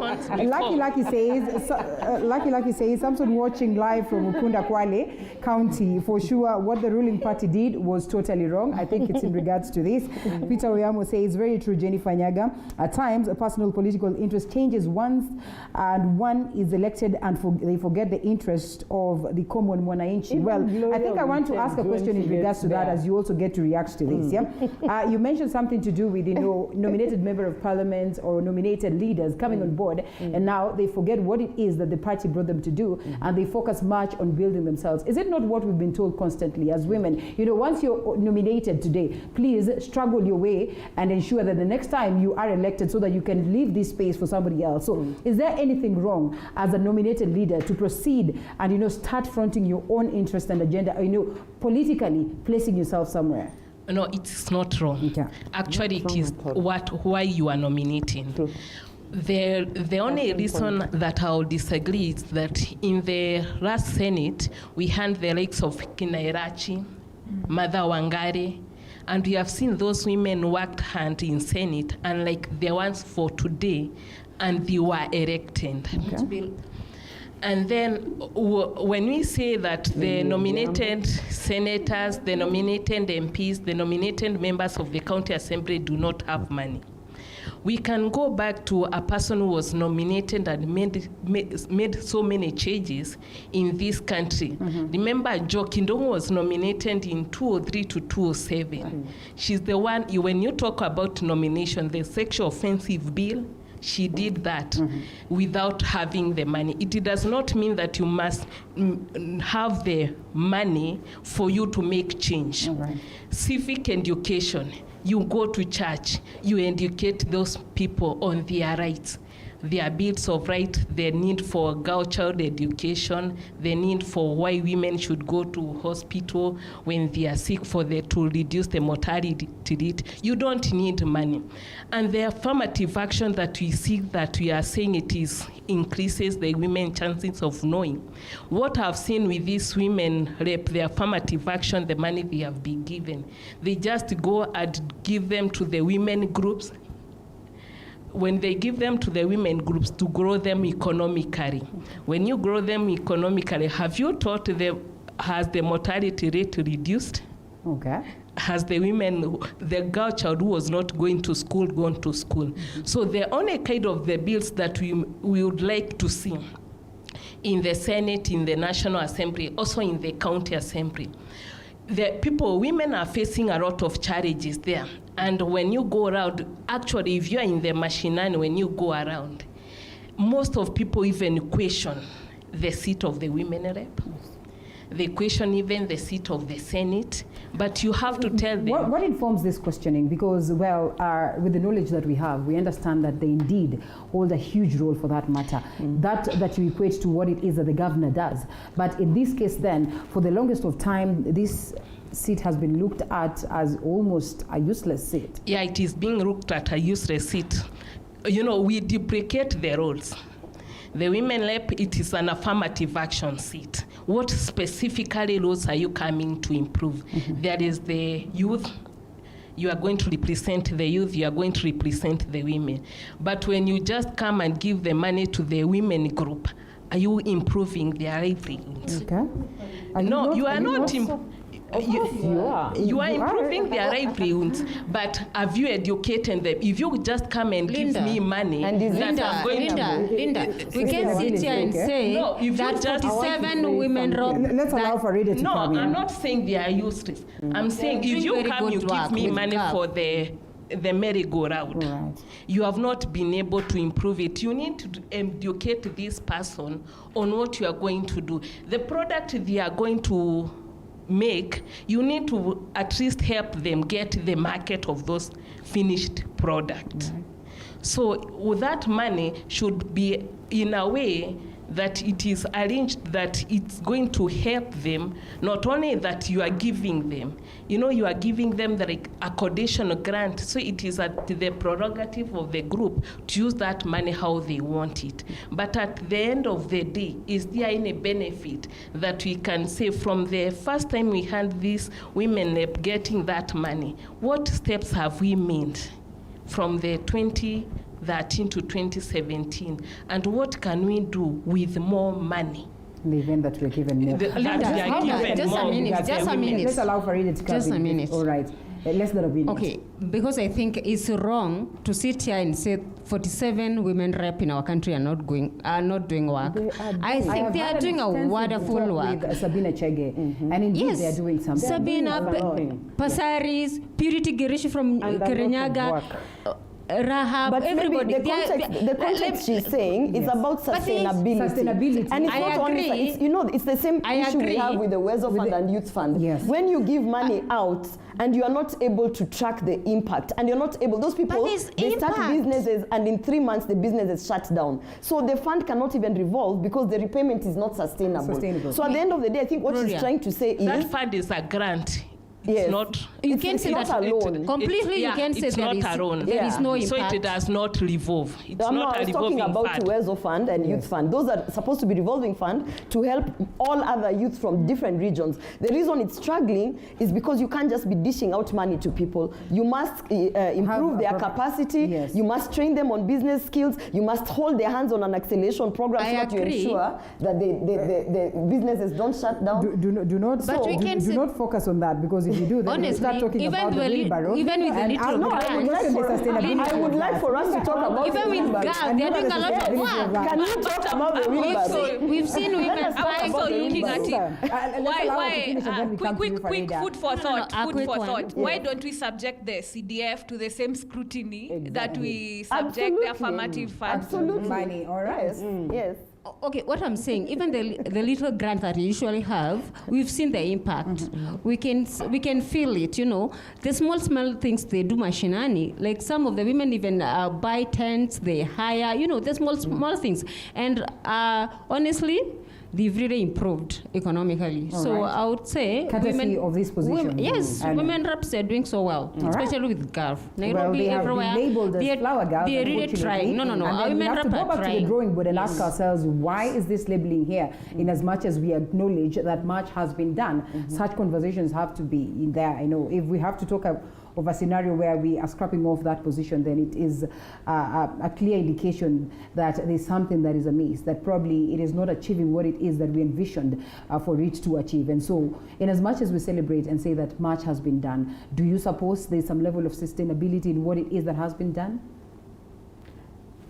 Yes. Farida. Linda, I want to say this. Affirmative action is given to us.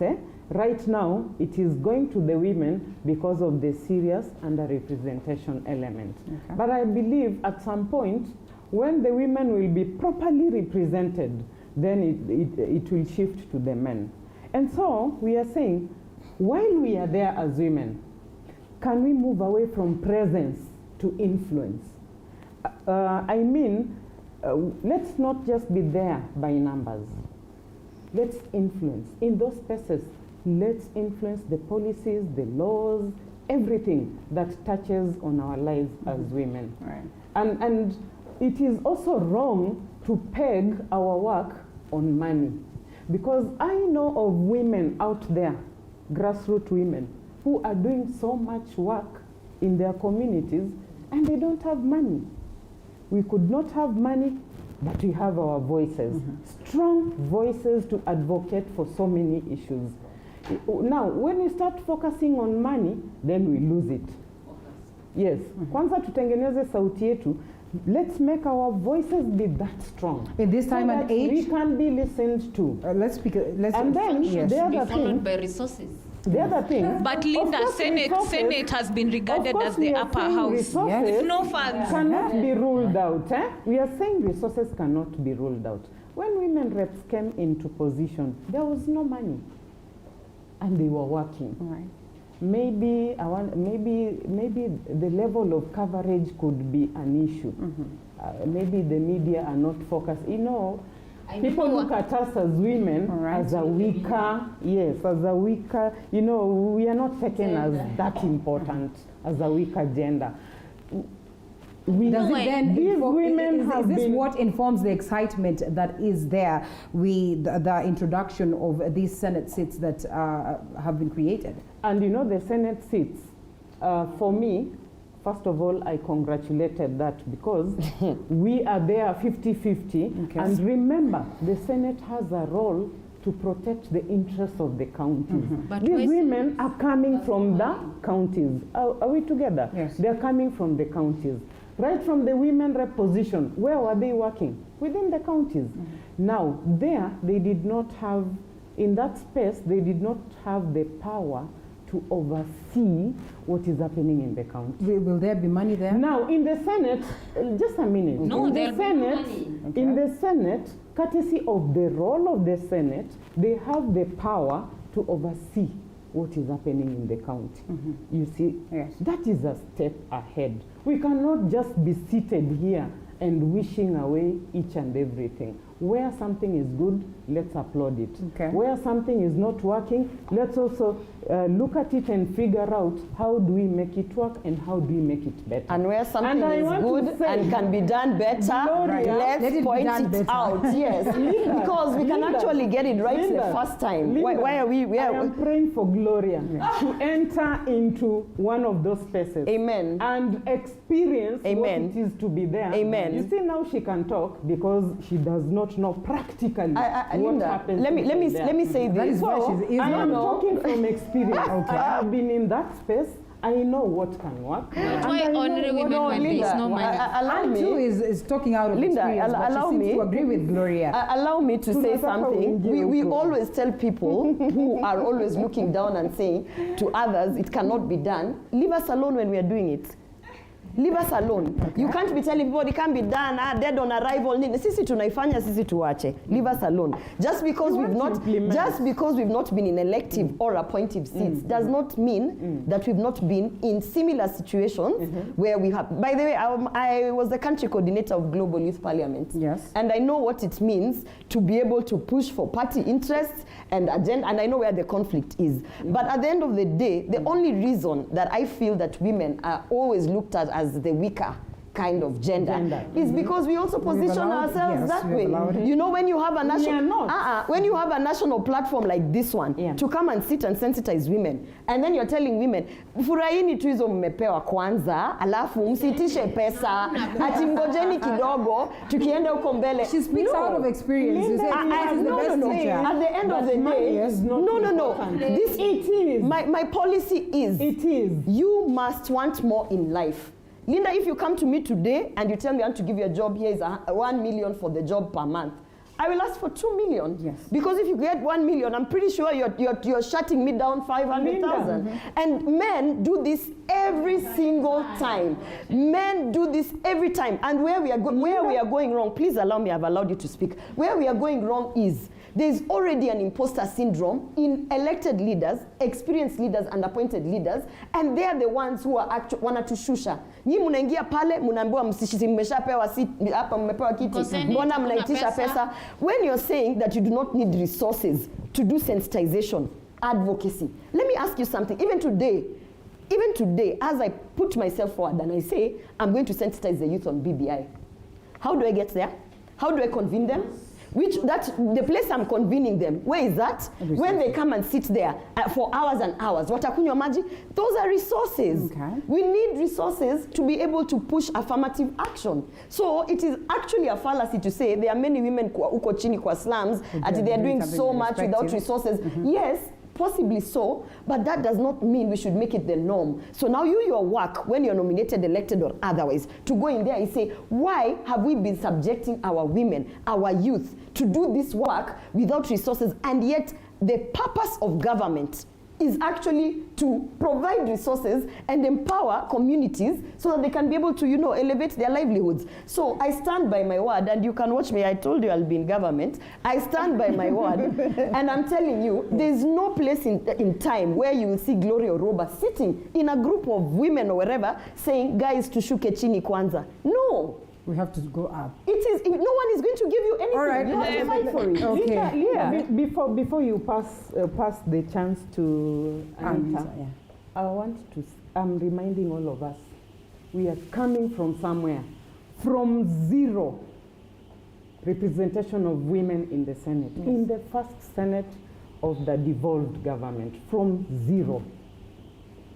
To 16? To 3. No. Okay, those were the ones who were elected. Yes. We had nominated. Yes, I'm talking about the elective seats, because we must understand why we are fighting, we are pushing on the implementation of affirmative action. So we are coming from 0 elected women to 3. And now, We are moving to 50-50, surely. Can't we appreciate 50-50 that is given to Linda? No, it's a win. It's a win. It's a win. It's a win. But that we are told, don't celebrate. Don't celebrate too much. Yes. We are happy. Now let's move to 70 we to 30. We are gearing to take that space. We are gearing up to take that space. We are not celebrating. All right. We are gearing to take up that space and work within that framework. Linda, on the issue of resources, I'll start with even nominated and elected, whether a man or a woman. Number one, there must be a difference between an elected and a nominated member of parliament, MCA, or whatever the case. And they know, and those seated here know there is a difference. And why? So that you understand the mandate of the people, so that you know what it means to go and get one vote. And in previous interview, you'll hear an elected member of parliament tell even appointed Jubilee officials, you see, what is happening today cannot happen to an elected official, cannot happen, because they will ask you are seated there on the panel, do you represent even one voter? Did you go and ask for votes? There must be a difference. So on issue of resource allocation, nomination, tungangane tu sana alafu turudi, to campaign, tushinde viti. Number one. Number two, no, it's a fact of life. There is power in having numbers. Yes. No. Linda. That is absolutely Number two, true. on the issue of Senate, and I think that's why Gloria didn't want the issues of ifs, etc.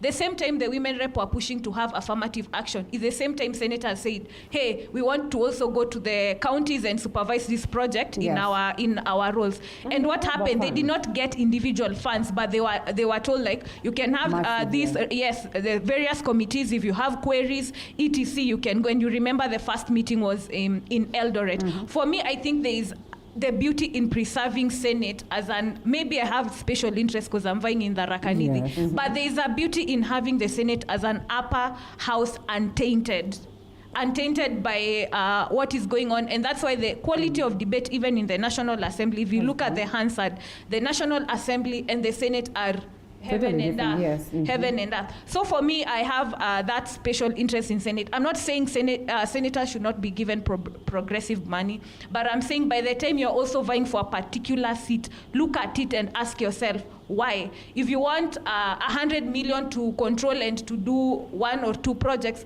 go for an MP. If you want to come and represent the issue of devolution, go for Senate. But here I'm speaking as an individual and as someone who has special interest in the seat. Linda, which one are you going for, Gloria? Which one are you going for? I'm vying for member of parliament. Member of parliament. No, let me tell you. No, why? Because I have come from a background where I have seen what resources can do in the communities.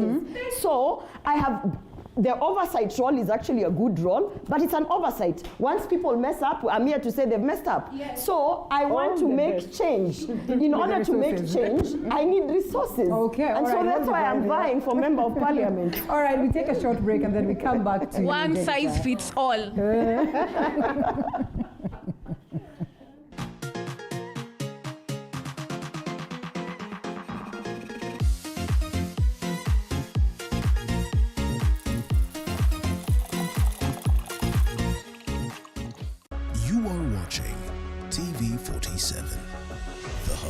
When the clock strikes 7:30 p.m. every Monday, it means it's time for...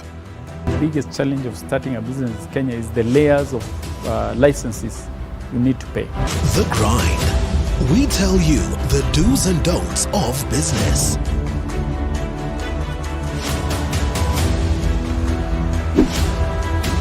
But the biggest fear was whether I'm going to make it in business or whether I'll lose my 150,000.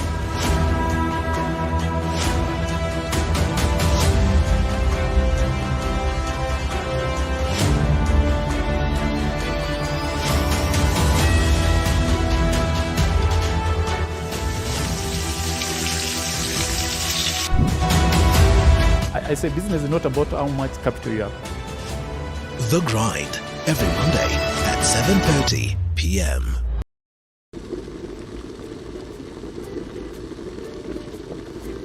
It's been an amazing year in the kitchen here on The Throwdown. we brought you ugali and brown fish by Sophia. The tasty butter chicken from the classic Mayura restaurant and the sweet Oreo cake dessert by Lillian. This year, we bring you bigger and better from more mouth-watering meals, kitchen hacks, restaurant reviews, and even street foods. Tune in to The Throwdown every Sunday at 6:30 p.m.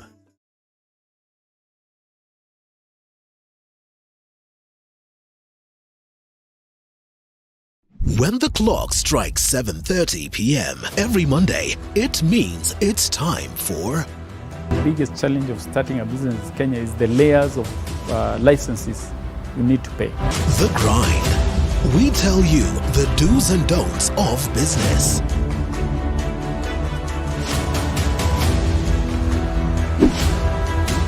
But the biggest fear was whether I'm going to make it in business or whether I'll lose my 150,000.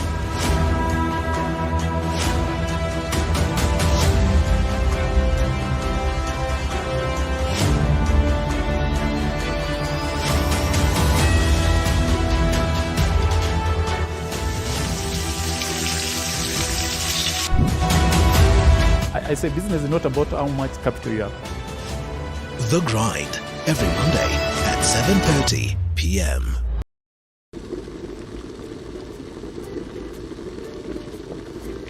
It's been an amazing year in the kitchen here on The Throwdown. We brought you ugali and brown fish by Sophia. The tasty butter chicken from the classic Mayura restaurant and the sweet Oreo cake dessert by Lillian. This year, we bring you bigger and better from more mouth-watering meals, kitchen hacks, restaurant reviews, and even street foods. Tune in to The Throwdown every Sunday at 6:30 p.m.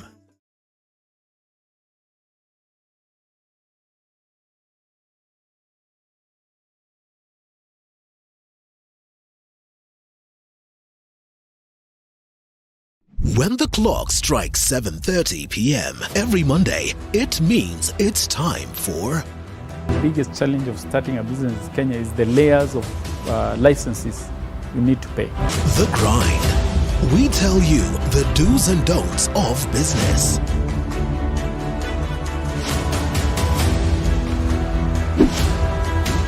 But the biggest fear was whether I'm going to make it in business or whether I'll lose my 150,000.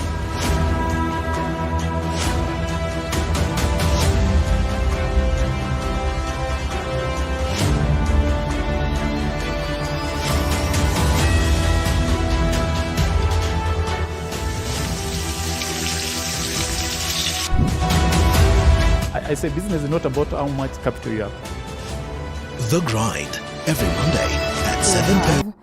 Are we on? Yes, we are on. We have Jennifer Nyaga, who's MCA Kiri Nyaga, Anita Nkirote, political analyst, and also part and parcel of the Third Way Alliance. Good to have you. And we proceed with the conversation. Let's pick some questions or generally some comments from the people. Jonathan Getonga Muturi says, solution of implementation is or lies within the Constitution. Irungu Goko says, solving women leadership is simply not through affirmative action, but through the ballot without abusing individual rights to representation. And another one, still on that, he says women empowerment is not about the woman leader getting direct funding. That's individualism. Women empowerment is about policies that will be funded across board. And Wafula Wakalis asks this. See, it's quite a lengthy one. Ask the young women there, are they fighting for themselves or for the section of women, those who are in politics?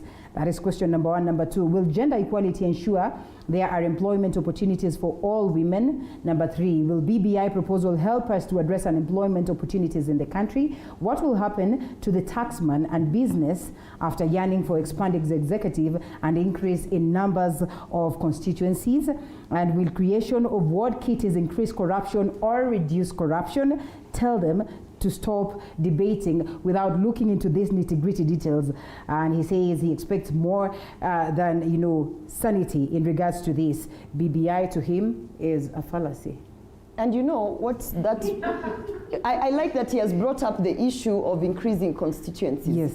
Because underrepresentation is not only on women, it's also on certain areas where you have a member of parliament with such a huge number of people to represent. Yes. I come from Bobasi constituency, and we are one of the people in Kisii County who are pushing to have to have Bobasi constituency split into two. Okay. Yeah, and the reasons is not just because we've seen other people getting, you know, or being fronted on that. It's just to make work effective, to ensure that even as a member of parliament, you are literally able to transverse the whole constituency and meet all those communities and just understand the terrain that there is. Bobasi constituency is really big. Just the registered number of voters is about 90,000. So when you look at the ward level and how you have to transverse the ward level to even just talk to the people who you are going to ask for the vote or to represent once you get that seat, it's hard because we still get the exact same resources that another smaller constituency with a smaller landmass and number of people will still get. So it's a practicality that is there, and that is why when you take BBI to Kisii, specifically also to my constituency Bobasi, the first thing they're asking you is, okay, you're saying that IEBC is unable, I mean, that you're unable to split that because it's the mandate of IEBC and it will take time and whatever. But then, because you can't do that for us, what then can you give us as the people of Bobasi constituency in terms of this Building Bridges initiative? Now that sounds like a selfish agenda, like as if you know, we are not interested in the unity that the BBI is trying to front. But quite frankly, we are united already in Kisii, and we are united in Bobasi constituency. So we need to just understand, when you're talking about economic prosperity, that shared prosperity that you've gone to the mountain to give in Mount Kenya, how does that trickle down in But hold it right there, even as we come to Jennifer. One of the key things, and I have had sessions with members of parliament, and while we could argue that resources are crucial in this case, in most cases when you bring them here, they'll tell you, you know what, that is not within my mandate.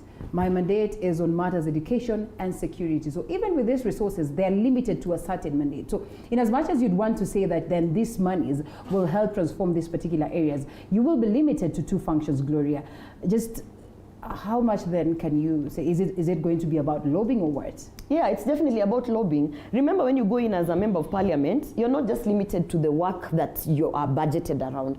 Your work when it's also, time for audit, no, that is what when it's time for audit, but your work as the MP of that area is also to ensure that your relations with, for instance, the national government is good enough so that you can lobby, because you know, on county level, you have county roads, then you have the roads that are down to the city. Okay. So you're only limited to a certain place. But as a leader who represents those people, you are constantly socializing and networking with for instance, national government leaders, with even the regional leaders, if BBI pushes for regional blocks. So your work is to then go out and think, if I don't have these resources under the constituency that I am in, then what about the resources that I'm seeing, even for instance, international organizations such as Swedish Development Aid or whatever? How can I go and convince them, please come to my constituency? Just how many of them do that? That is your work. But that is your work. How many of them do that? No, truly, that's, and you know, it is. But people also don't know the one thing that we need to do: civic education. The people that we are going to ask for votes don't know that as much as this member of parliament, for instance, the one who's sitting in my constituency,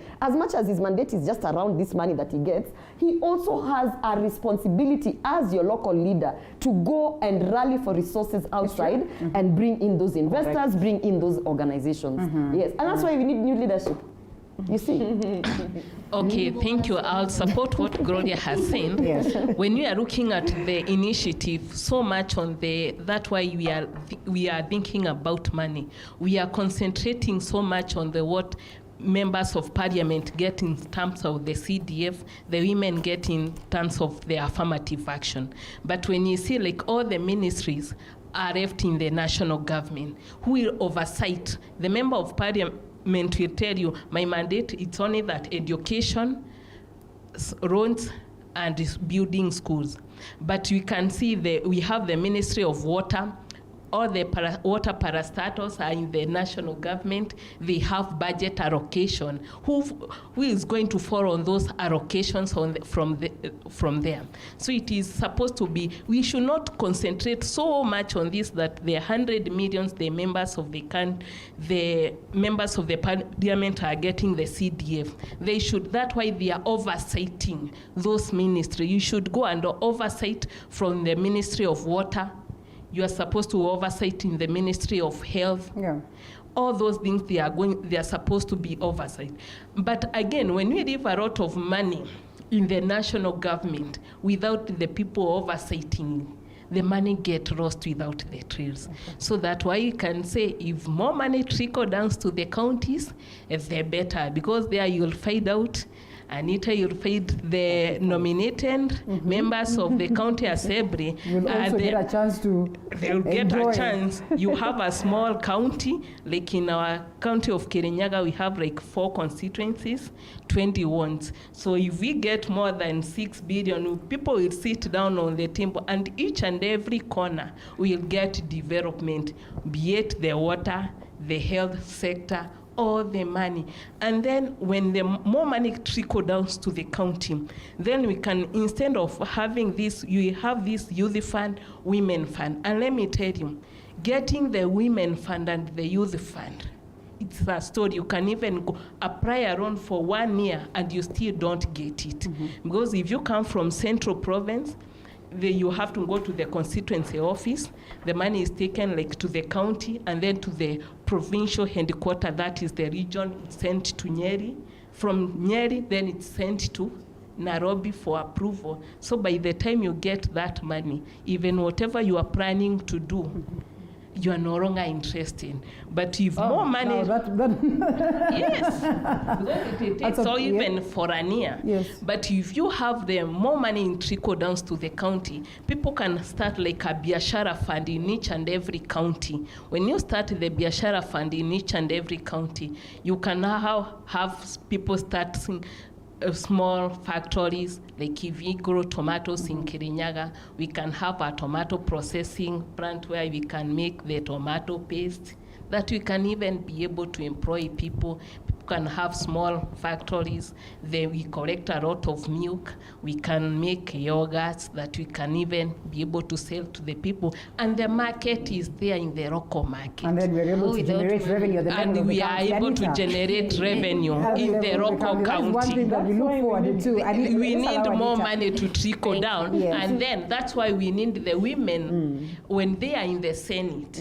They don't have just to focus on the Senate. We can have, there was something the Senator Sang proposed when he was the senator, that they have the committee, the senators, where the senators sit in that committee, the governor sit in that committee, the members of the assembly sit in that committee. It was called County Development Management Authority, something of the sort, where you all sit down and you see what your county you can be able to do good in, so that even when you come to oversight, you know, sometimes Senate oversight, after the report have been taken to the Auditor General, that is when they oversight. So like the whatever in 2019 they will oversight maybe next year. But when you are sitting in that County Development Management Authority, you are able to know what is happening around in your county. So when you are coming again to pass law, you'll be able, if the women rep is sitting there, you can be able to know whether the money is trickling down to help the women, the youth in the county. If it is not, you can come now and be able to make law and oversight way. Okay. That's my take. All right. Thank you, sir. We no longer hear the noises that were there, so to speak, or the voices of, of reason that was speaking over 50-50. For a moment, there's that feel that the Tanga side has swayed them to that other side. Is it because now they have had the chance to go through the document? Maybe initially they were speaking just because they were hearing other people speak, and now they have gone down into understanding the document, and they probably do not see anything that is tangible for the women. Are we trying to exhibit what we always say, that we are enemies of our own? Because if it is so, why don't we see the kind of momentum that was there in trying to push this? I think so, Linda. Let me first of all start by answering Anita's question, because she said, or her statement, she said there should be a difference between elected members and nominated members. Okay. I want to tell her that the Constitution doesn't have anything like a nominated member. Our responsibility is equal on registration, oversight, and representation. Number two, I want to talk on what Gloria talked about the IEBC issue. You know, the Wajiko is made to believe that now the BBI is solving the issue of one man, one shilling, one vote, which is not true. We know in every 10 years, we are supposed to have moderate review done by IEBC. It is not now the responsibility of now we don't have to go through referendum for it to be done. It could have been done anyway after 10 years. We're only supposed to have strong institutions in our country to ensure that Wajiko get what they're supposed to get. But with the review that we're talking about in the Constitution, then in a way, it is not very specific, but it limits it to about 290 constituencies. So that means even if the conversation were to be there, yes, then it would limit the IEBC to that number. I know, but just like I said before, even if we pass that BBI today, we are not sure that whatever that will be passed, it will be implemented. Remember, like we said, our constitution is not bad. It's a very good constitution. The problem is implementation. So we are not even sure that the BBI that is going to be passed, of which I'm not supporting it. I'm not sure it will be passed. Is it because you think we'll still have the same leaders, yet Gloria said we need new leadership? And probably with this new leadership, they might be having that goodwill to implement the Constitution, the rule of law. Like I said, Linda, 90% of our BBI report doesn't need referendum. And I feel we lack goodwill, political goodwill. Mm-hmm. These are legislative issues, administrative, legal issues that don't need to, we don't have to go back to Wajiko and tell Wajiko to go back and do a referendum. So I believe these are the things that can just be passed without having gone through the very long process. And that is something that has been acknowledged. I mean, we're talking about administrative, legislative, all these processes have been acknowledged, including that conversation of a referendum on what exactly will take us to the referendum. I think that is clear. It's only the government structure. But again, anything else? They have been in the National Assembly. You have to have the microphone.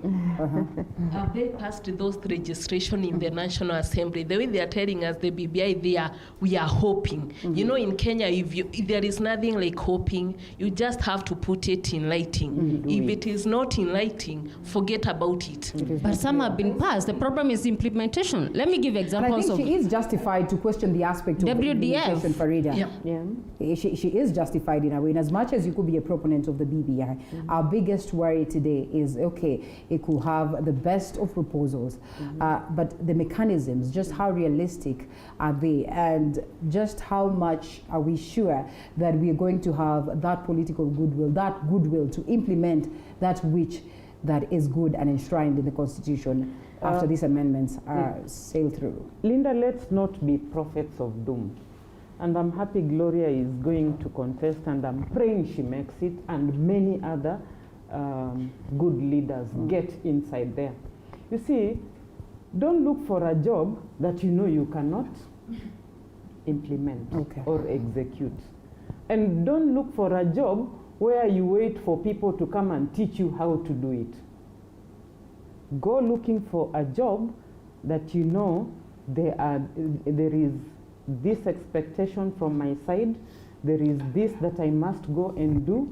And then when you get inside there, do the work.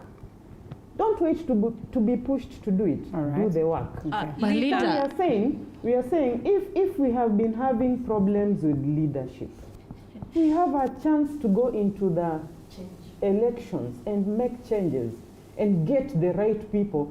And then we say, let's move and implement what you want. Have you not heard of this phrase, can't beat them, join them? You know, the very same person who just told Gloria that, you know, you do not know what it has been like down there, and so it's not pretty much easy to speak. And so, no, you know, I don't wish to discourage her. Let her get there. I was giving her a feel of what is that things are tough inside there. Yes, it's not bread and butter, definitely. But then we are saying we have energetic people who are willing to get into those spaces and make, visible changes, the changes that Wanjiku is looking for. They will tell you that these changes then would come with a lot of Linda, we cannot be doing the same things the same way, year in, year out, and expecting different results.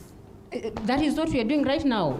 We are passing bill that we have not even seen. Wanjiku doesn't even. We've been asking for the BBI bill online for so many months. We have not seen even what we are passing. That is one. I have the bill.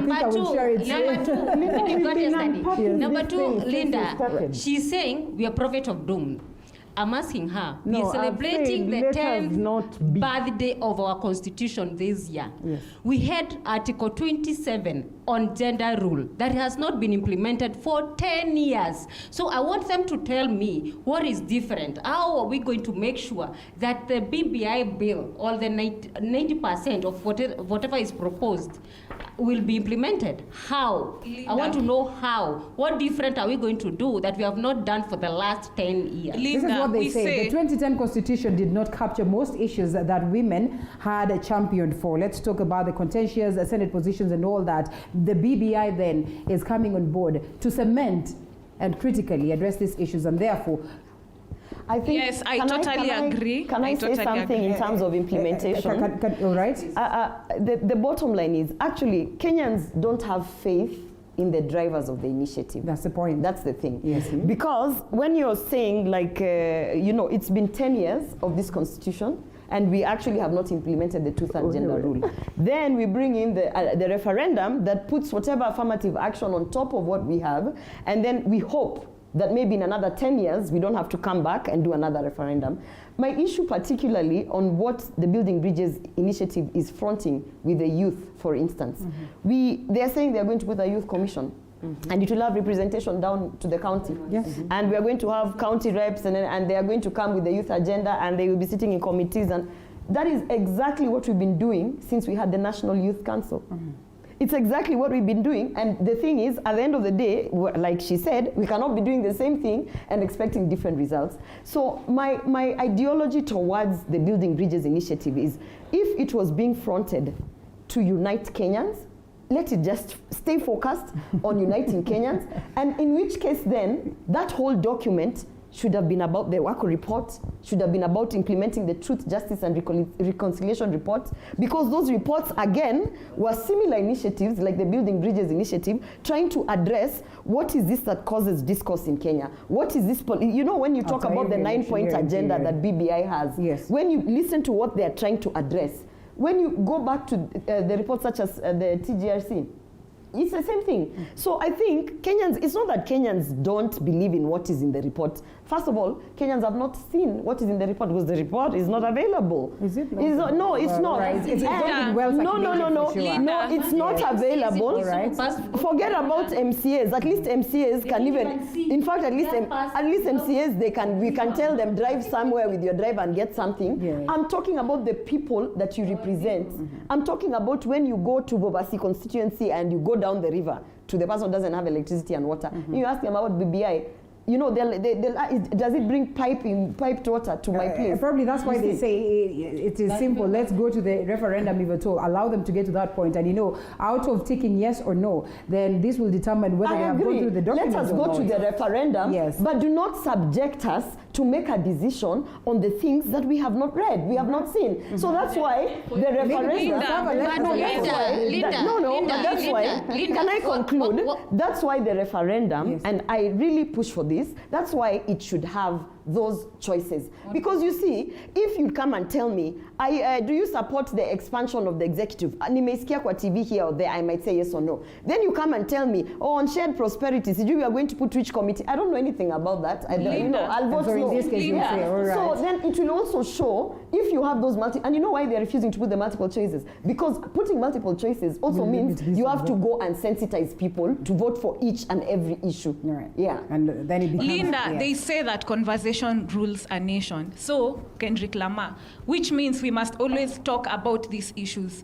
And for me, I say, even reappealing of Section 2A of the Constitution, which allowed for multi-party democracy to come in, it did not come one time. So yes, we had Truth, Reconciliation and Justice report. We'll have this report, and these reports will not stop coming. Why? Because nations are built on conversations, and we must keep on talking and engaging. Yeah. Number two, we cannot have a multiple choice referendum. I don't know which country. First of all, why not? No, wait. First of all, number one, we are not the first one in the whole world. In the whole world, we are not the first one in the whole world. In Africa, yes. In the whole world, no. Number one, we cannot base this on what has happened in other countries. I know, but we are also not an island. Issues of referendum are very complex to subject it to multiple choice questions. Currently, as we are going on, this is civic education as we are talking about the BBI. And you cannot tell me the same way you say people on the ground don't know what we are talking about. I'll also say same, they know, and I will say, kila mtu anajua what fits them. They will say, Mimi, I don't know much, but Mimi, I know about 5% World Development Fund. I'm telling you, someone will say, hii position ni watu wanataka kujipatia position ya nini. So today you cannot tell me where the conversation has reached today since 2018 that someone does not know what is in the BBI. I don't even think. We should go then. And you know, you can't say, listen. You can't say this is civic education. You cannot say this is civic education assuming I have not said this specifically is civic assuming education. that 50 million Kenyans speak English. Yes. Okay? Assuming 50 million Kenyans, not only do they speak English. There's a Kiswahili version. No, not only do they speak English, a sign language. They have electricity and television sets watching us. So you have to not said this specific about education. Proper civic sensitization to people who are in the grassroots, and that but requires. But it is happening through radio station. The president the other day there was in Kameme. It is happening. There is civic education every weekend. Let us not lie. Hold it right there. The most unfortunate thing again also is that in as much as maybe this document could have circulated, or even if it circulated, most of the Kenyans would get to that point where they wouldn't even read it. They will assume that. No, that is a bad assumption. That is a bad assumption. But again, it is the right of every other Kenyan to get at least a copy so that they get to understand. That's the first thing. It is the right. Do you know we have rights? Yes. Do you know we have bills of rights? And we have the right. We have just even now when we were talking about Huduma numbers.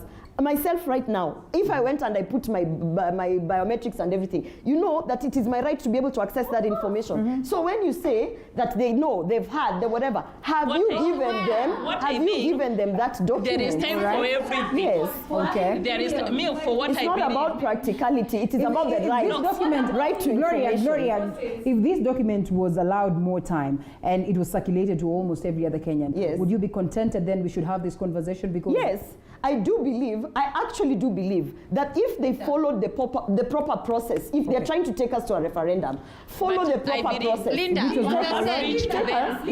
know, I have to. You don't have a microphone. Let's cool the fire. Let's cool down the fire. You know, I have to complete. If BBI for you cannot infinite Article 47 also gives me after this break. Give me the right. Let's say more after the break. Yes. After the break.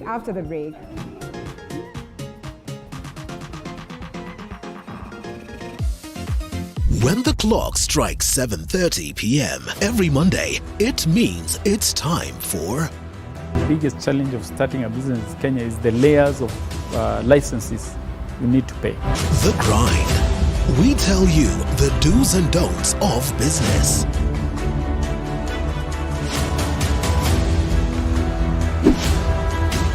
But the biggest fear was whether I'm going to make it in business or whether I'll lose my 150,000.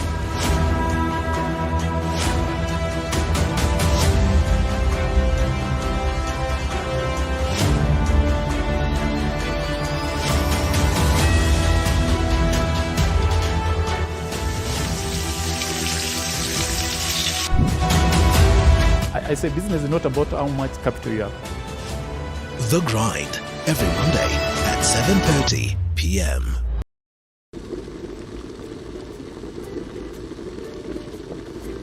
It's been an amazing year in the kitchen here on The Throwdown. We brought you ugali and brown fish by Sophia.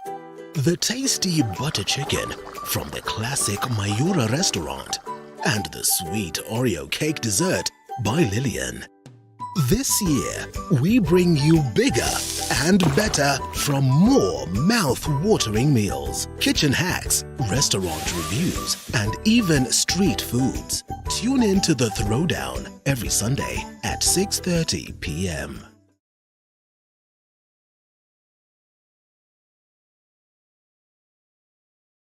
When the clock strikes 7:30 p.m. every Monday, it means it's time for... The biggest challenge of starting a business in Kenya is the layers of licenses you need to pay. The Grind. We tell you the do's and don'ts of business.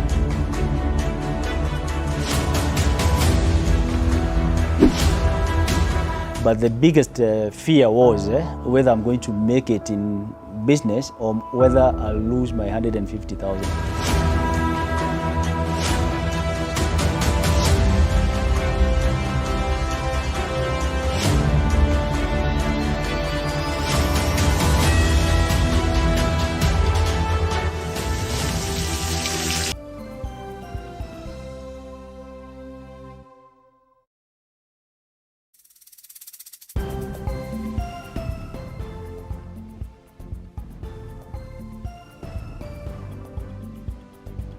Welcome back to the broadcast. The last minute of the session. Who is going fast? I want a microphone. It was me. The last one I did not do. Rita, yes. The last one was me, and then we come to phone. Yes. Yes.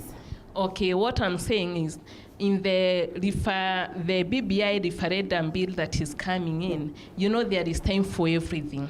Right now it is the members of the county assembly, they pass the bill. They first of all, before they pass the bill, they have to take it to the public participation in each and every ward. Okay. So after they do it in each and every ward, they pass it.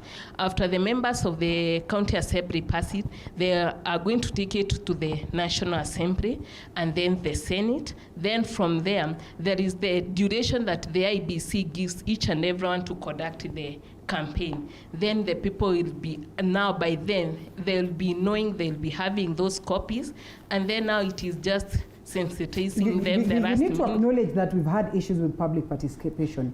We have the issues with that. Issues. Yeah. And so we cannot sit and confidently say that we are going to get we are going to experience public participation in totality at this point when this CIA did it within no time. Like, we do not want to question the procedure. No, they had the public participation, yes, they did, but how they do it, yes. You know, it is just entrenched in the Constitution. You just have to do the public participation. How you do it, you have first of all to advertise it in the print media. For you, the day you are doing the public participation, yes. You have to do it in the print media so everybody knows that you are doing the public participation. Mm-hmm. But what happened most of the time, even when you do that in the print media, not many people will come in that public participation bill. Okay. And then we have again to acknowledge in the Constitution that you can exercise, the power is exercised directly. The sovereignty, it is either indirectly or directly. And then now the members of the county assembly, they are exercising the people's power indirectly. You know, you exercise it indirectly through your democratically elected leaders. Now, when you are doing the referendum, the people now come and now exercise their sovereignty power directly through the ballot. Not the others have exercised it, but now they have to come and exercise it directly through the ballot. Mm-hmm. But one thing leaders are supposed now to be doing, we should be saying whatever we need, even in where people are saying about the multiple choices. And you know, the literacy level of this country, to be sure, is wanting. So when you tell us to do the multiplication question, I think we can only do it for a week. A week. IBC even has solved that by including symbolism, you know. For a week. You can use symbols, just like they say those who and then whatever will happen, whatever is good for me, a person in Kirinyaga, cannot also be good for you in Mombasa, in Kisumu. No, you that see, has been for addressed. me, maybe I'll want an additional constituency in my county, Kirinyaga. A person labda in Kisii does not want an additional constituency. You see, that person will deny me a chance to get this additional constituency. All right. Romogoko says, but point of information, BBI civic education was conducted in every sub-location in Kenya using town hall meetings on top of media education using that is propaganda. That is propaganda. It was, okay, that is propaganda. Me, I attended. I'll say me, I attended. That is not true. That is propaganda. I attended the BBI sensitization meeting, also the validation meeting. For me, I attended. Okay. And they were not conducted in every sub-location. At first, they were done in each and every county. Farida, did you attend any? Yes, I did. Linda, I want to remind all of us that we promulgated the Constitution in 2010. Yes. And Linda, I want to say without fear or prejudice, how many people have read that Constitution 10 years down the line? Kenyans, we have a culture of not reading. We have that culture, and it's our biggest undoing. But we also acknowledge that there are people who would have wished to have the document, who would have loved to read the document, but do not have access to it. There are people who would have wished and would have loved have the document. I'm telling you. That is an assumption. Now, what I want to say is that there have been a series of meetings. We cannot also say that there has been no public participation. That's not correct. Okay. There have been a series of meetings in counties. Okay, maybe it has not done to some level of perfection, but there has been a series of meetings.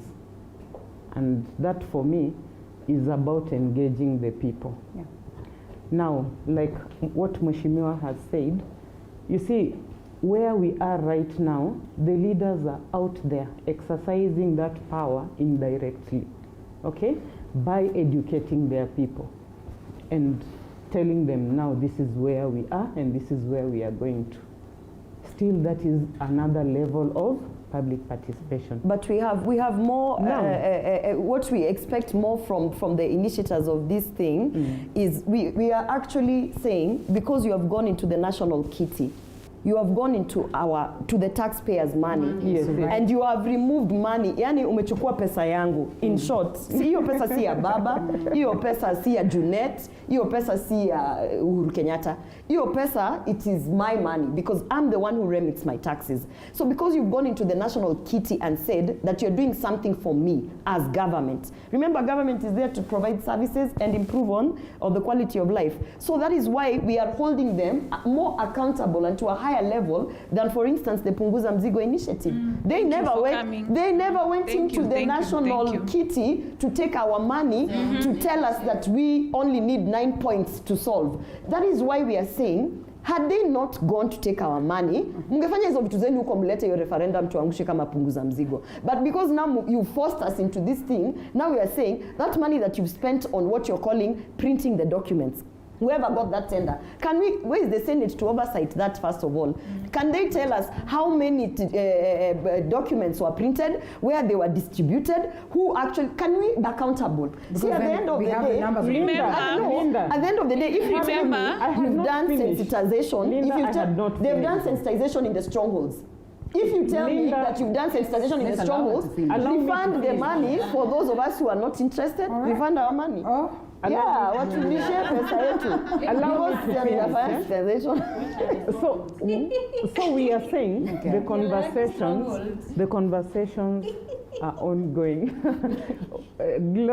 Gloria, we will talk when we finish. What we should be focusing on, and you know, I also want to bring that concern out. Public participation has been a problem in almost every sphere on matters of governance in this country.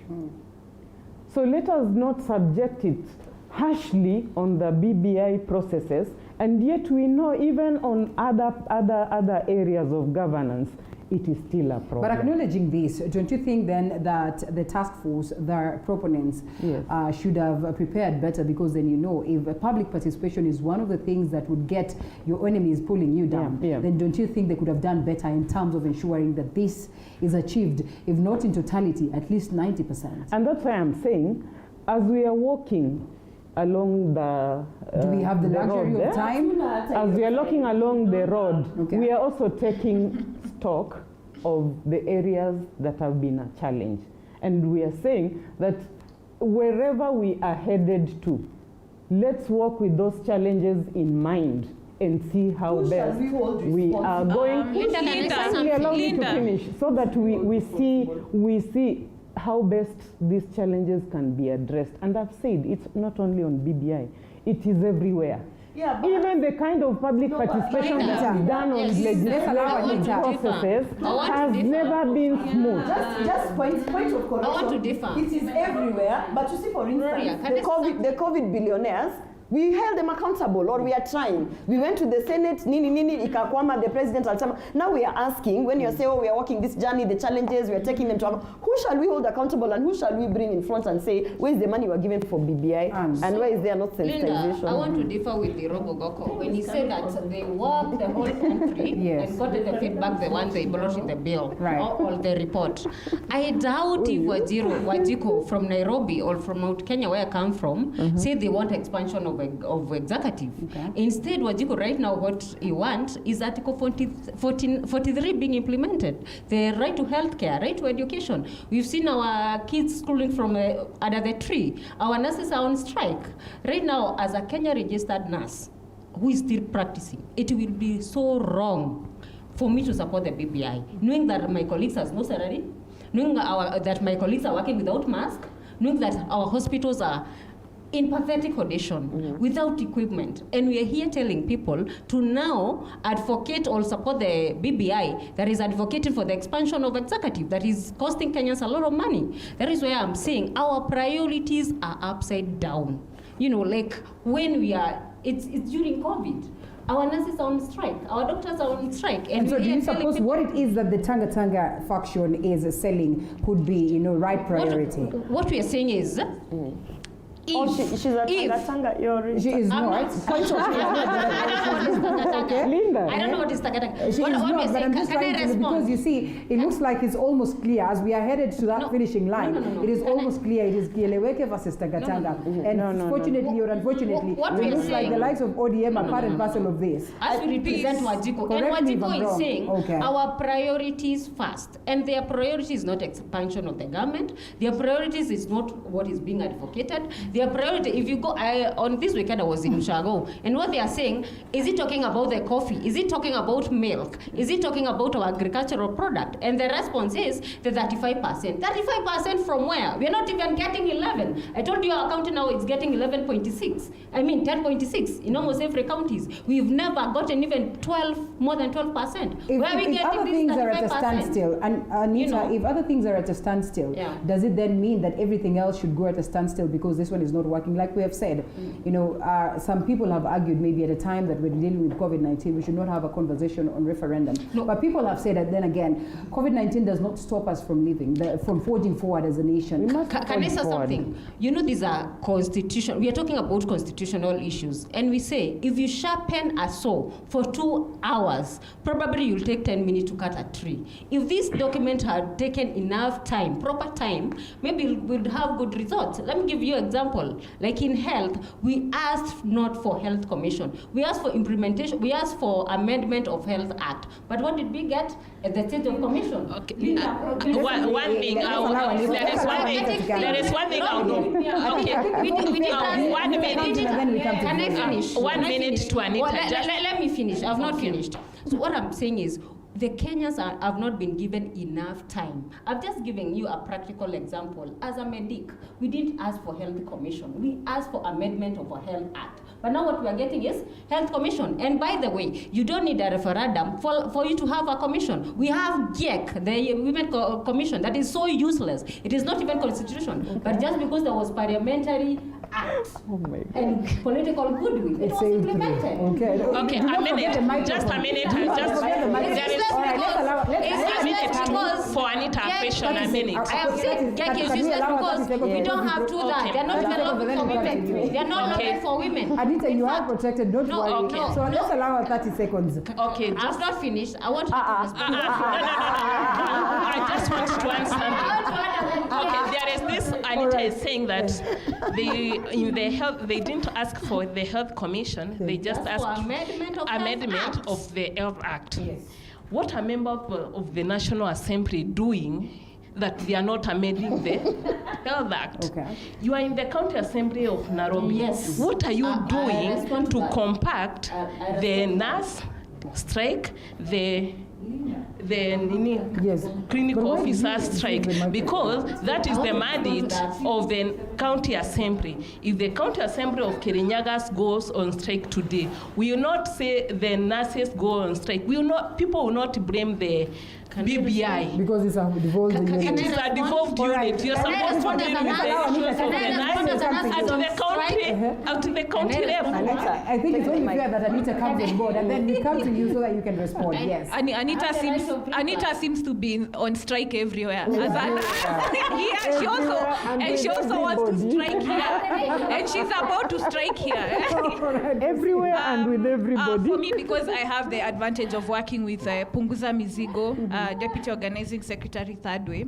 Yes, we did not have public money, and maybe the BBI is speaking louder because of coffers, where it gets its funding. Right.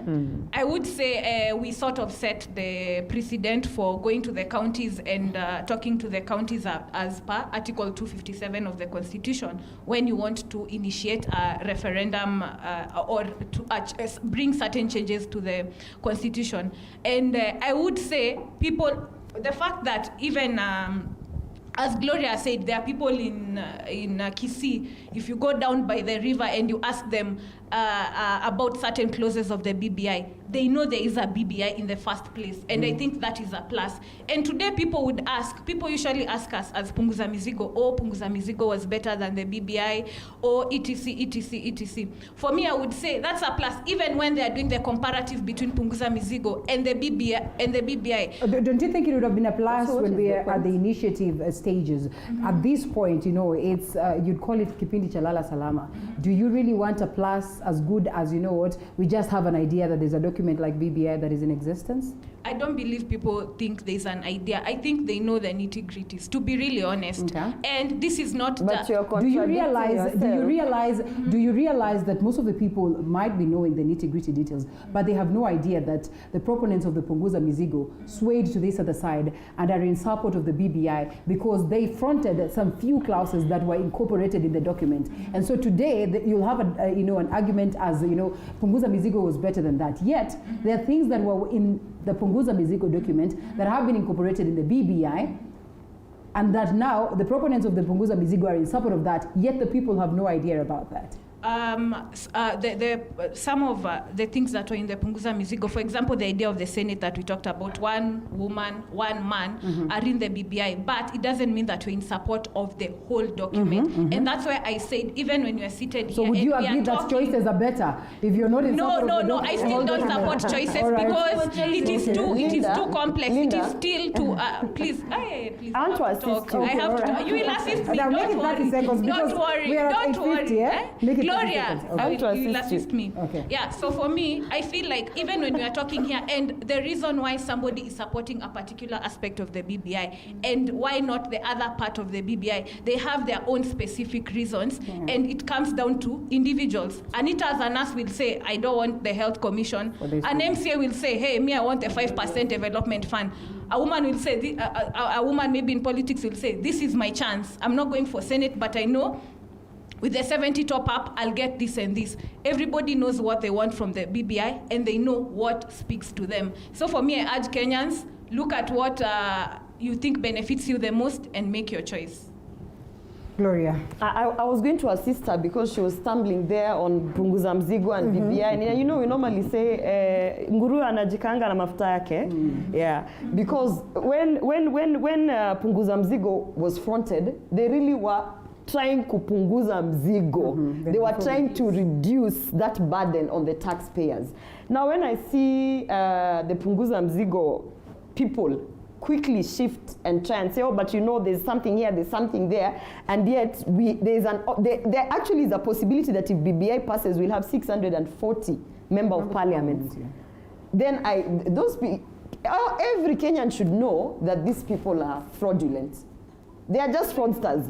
When you have 640 MPs coming from 300 and something, and then you are trying to say that you are passionate about punguza mzigo, but now it is okay to have 640 because you know there's an anthem there about gender and this and that, we are looking at you funny. And so at the end of the day, no, I'm talking about punguza mzigo people in general. I've even seen the Secretary General Frederick Okango in support of BBI going out to campaign for that. So it's not about you, it's about now the outfit, punguza mzigo and the drivers of that initiative and how they have come very quickly to support the Building Bridges initiative. So you question. So, and that's why I'm saying, at the end of the day, people don't really even care about what is in that BBI. Because one, we are dealing with a lot of stuff. We are dealing with the COVID pandemic, we are dealing with our medical, our education. So people are just so overwhelmed with their day-to-day survival that if you come even to sensitize them on BBI, you are completely off topic. So at the end of the day, I'm really, you know, they can pass it like you said in the county assemblies. Actually, they probably will pass it in all counties because those are 5, 10, 20, 30 individuals that can be bought. Bring that thing down to the grassroots. To the hustler. To the hustler. You think the to that wheelbarrow person. You see, no. You have some reservations. No, to that wheelbarrow. Put a multiple choice to that wheelbarrow person and tell them, here we are pushing for shared prosperity, where we shall translate that this wheelbarrow will not be the wheelbarrow we'll be using. You will have a stall permanently with a store. Uone kama hata vote. See at a vote. All right. Exactly. We have so the multiple choice, don't say that Kenyans are stupid. Kenyans are not stupid. The multiple choice, even if I cannot read, the day when tuliekewa hapo chungwa na banana, nilikuwa najua what is what. If I'm but you know, you don't see multiple. No, all right, ladies. You finalize. You don't. Yes, as we close. Not all the issues on BBI actually need to go to a referendum. Only six. Only six need to go. And so why can't you have 6 multiple choices? Ladies, we do not have time. We don't have the luxury of time. Yes. So I'll give everybody 1 minute strictly. After 1 minute, you're locked out. Yeah. Make use of your 1 minute. Farida. Thank you, Linda. I'm happy we've had good engagements. You know, everybody is entitled to his or her own opinion. Yes. But at the end of the day, we are saying let's look at the bigger picture. Okay? The bigger picture is one Kenya. And one Kenya, we move towards a direction where we are solving problems, not creating more problems. And we know our problems, and we are looking for homegrown solutions to our problems. So BBI is a homegrown solution. There is nothing rocket science there. So let's give it a chance and see where we will get with it. All right. Yeah. Well, Anita. Okay, my concern is, like I said before, 90% that won't be in the bill.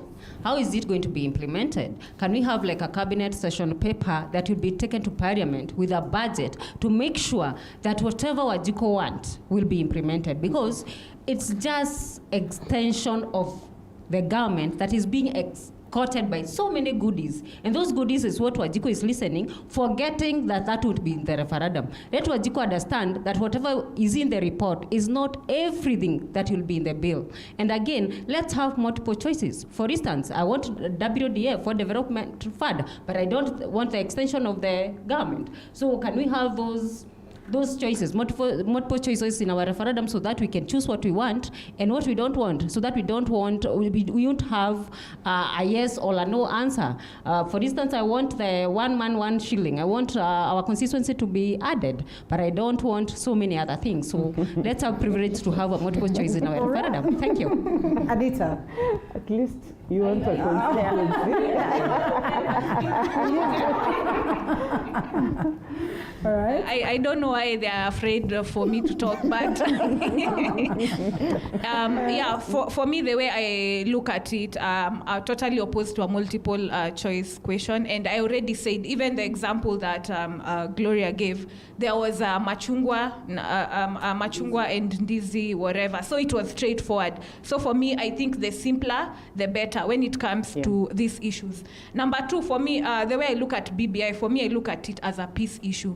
And when you look at the preamble in the beginning of the document and its formation since 2018, we were in a very bad time in this country. And when you look at successive elections, 2007, those specific pointers, it usually shows when we transition from an old presidency to a new presidency, apart from 2002, because then Kenyans were tired and it was inevitable that former President Moi, God rest his soul in peace, was going to go.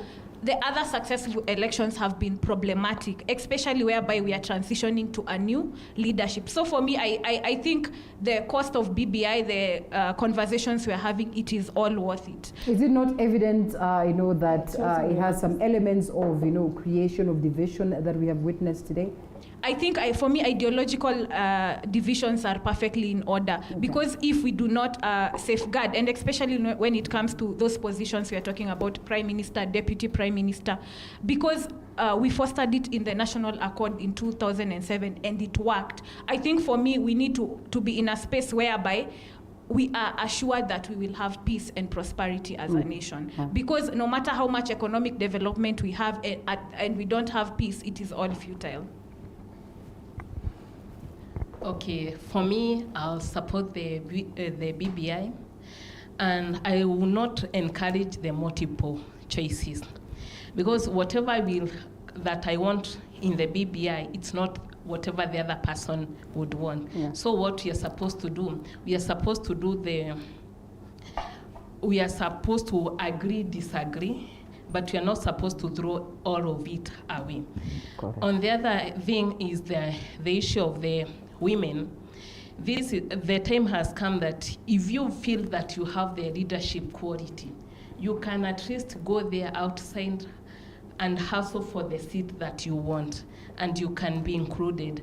But the expansion, what people now are being told that we are going to expand the parliament, because we want to attain the 2/3 gender rule in the National Assembly. After the BBI, there still comes the legislative issue on how we are going to attain it. It's like the way my friend said, Gloria, when you are the political parties are presenting their papers for the people to stand for the elective seat, you are supposed to be encouraged in where you have your stronghold. We need to see that 2/3 gender rule. And then after that, the political parties are going to be funded according to the seat they gain for the women, and for the youth, that one is a plus. Right. So what I would encourage for the political parties, it is this time of the process that people should start looking for the candidates that they are going to stand for those elective seats. Right. So for me, the BBI is 1 minute, good one. Please, my closing remarks, because we're talking about BBI and women, don't just look at the goodies. I want you to look at the fact that there is an option here. They're scrapping the women rep position. That in itself is a negative. The idea of saying that we are now going to send 1 woman and 1 man to the Senate. Also, you have to remember that the same BBI is saying that for the cabinet secretaries, those are going to come from the National Assembly. So which means all the women you have sent to the Senate are not going to be able to become cabinet secretaries or any other appointive position there. Now, when you talk about the 2/3 gender rule and the nominations that will actually ensure that we reach the 2/3 gender rule, the women in Northeastern, the women in all these other places where the population is low, know for a fact that you have been excluded. So that is a negative for you. And at the end of the day, it is not about what BBI is adding to you. When you look at the negatives on what BBI is taking away from the women, they are actually more than where we are at now. It means that even the nominated women who we are going to top up to the Truth Agenda rule are unable to become cabinet secretaries. At the end of the day, the Building Bridges initiative is actually taking away from the strides that the affirmative action on women has brought. By and large, it's about you to go through the document and make that crucial decision. So much feedback coming our way. Thank you so much. We'd not be able to go through all of them. Anthony Jibum, thank you. And Njuguna Mwangi, also, you know, their own reservations right there. We keep having this conversation some more and more because it is crucial for us to have. Thank you so much, ladies. It was good having you this morning. Right next to me, Gloria Oroba, Youth Policy Analyst, Jennifer Nyaga right behind Gloria, MCA Kiri Nyaga, and next to Jennifer is Anita Kirote, Political Analyst.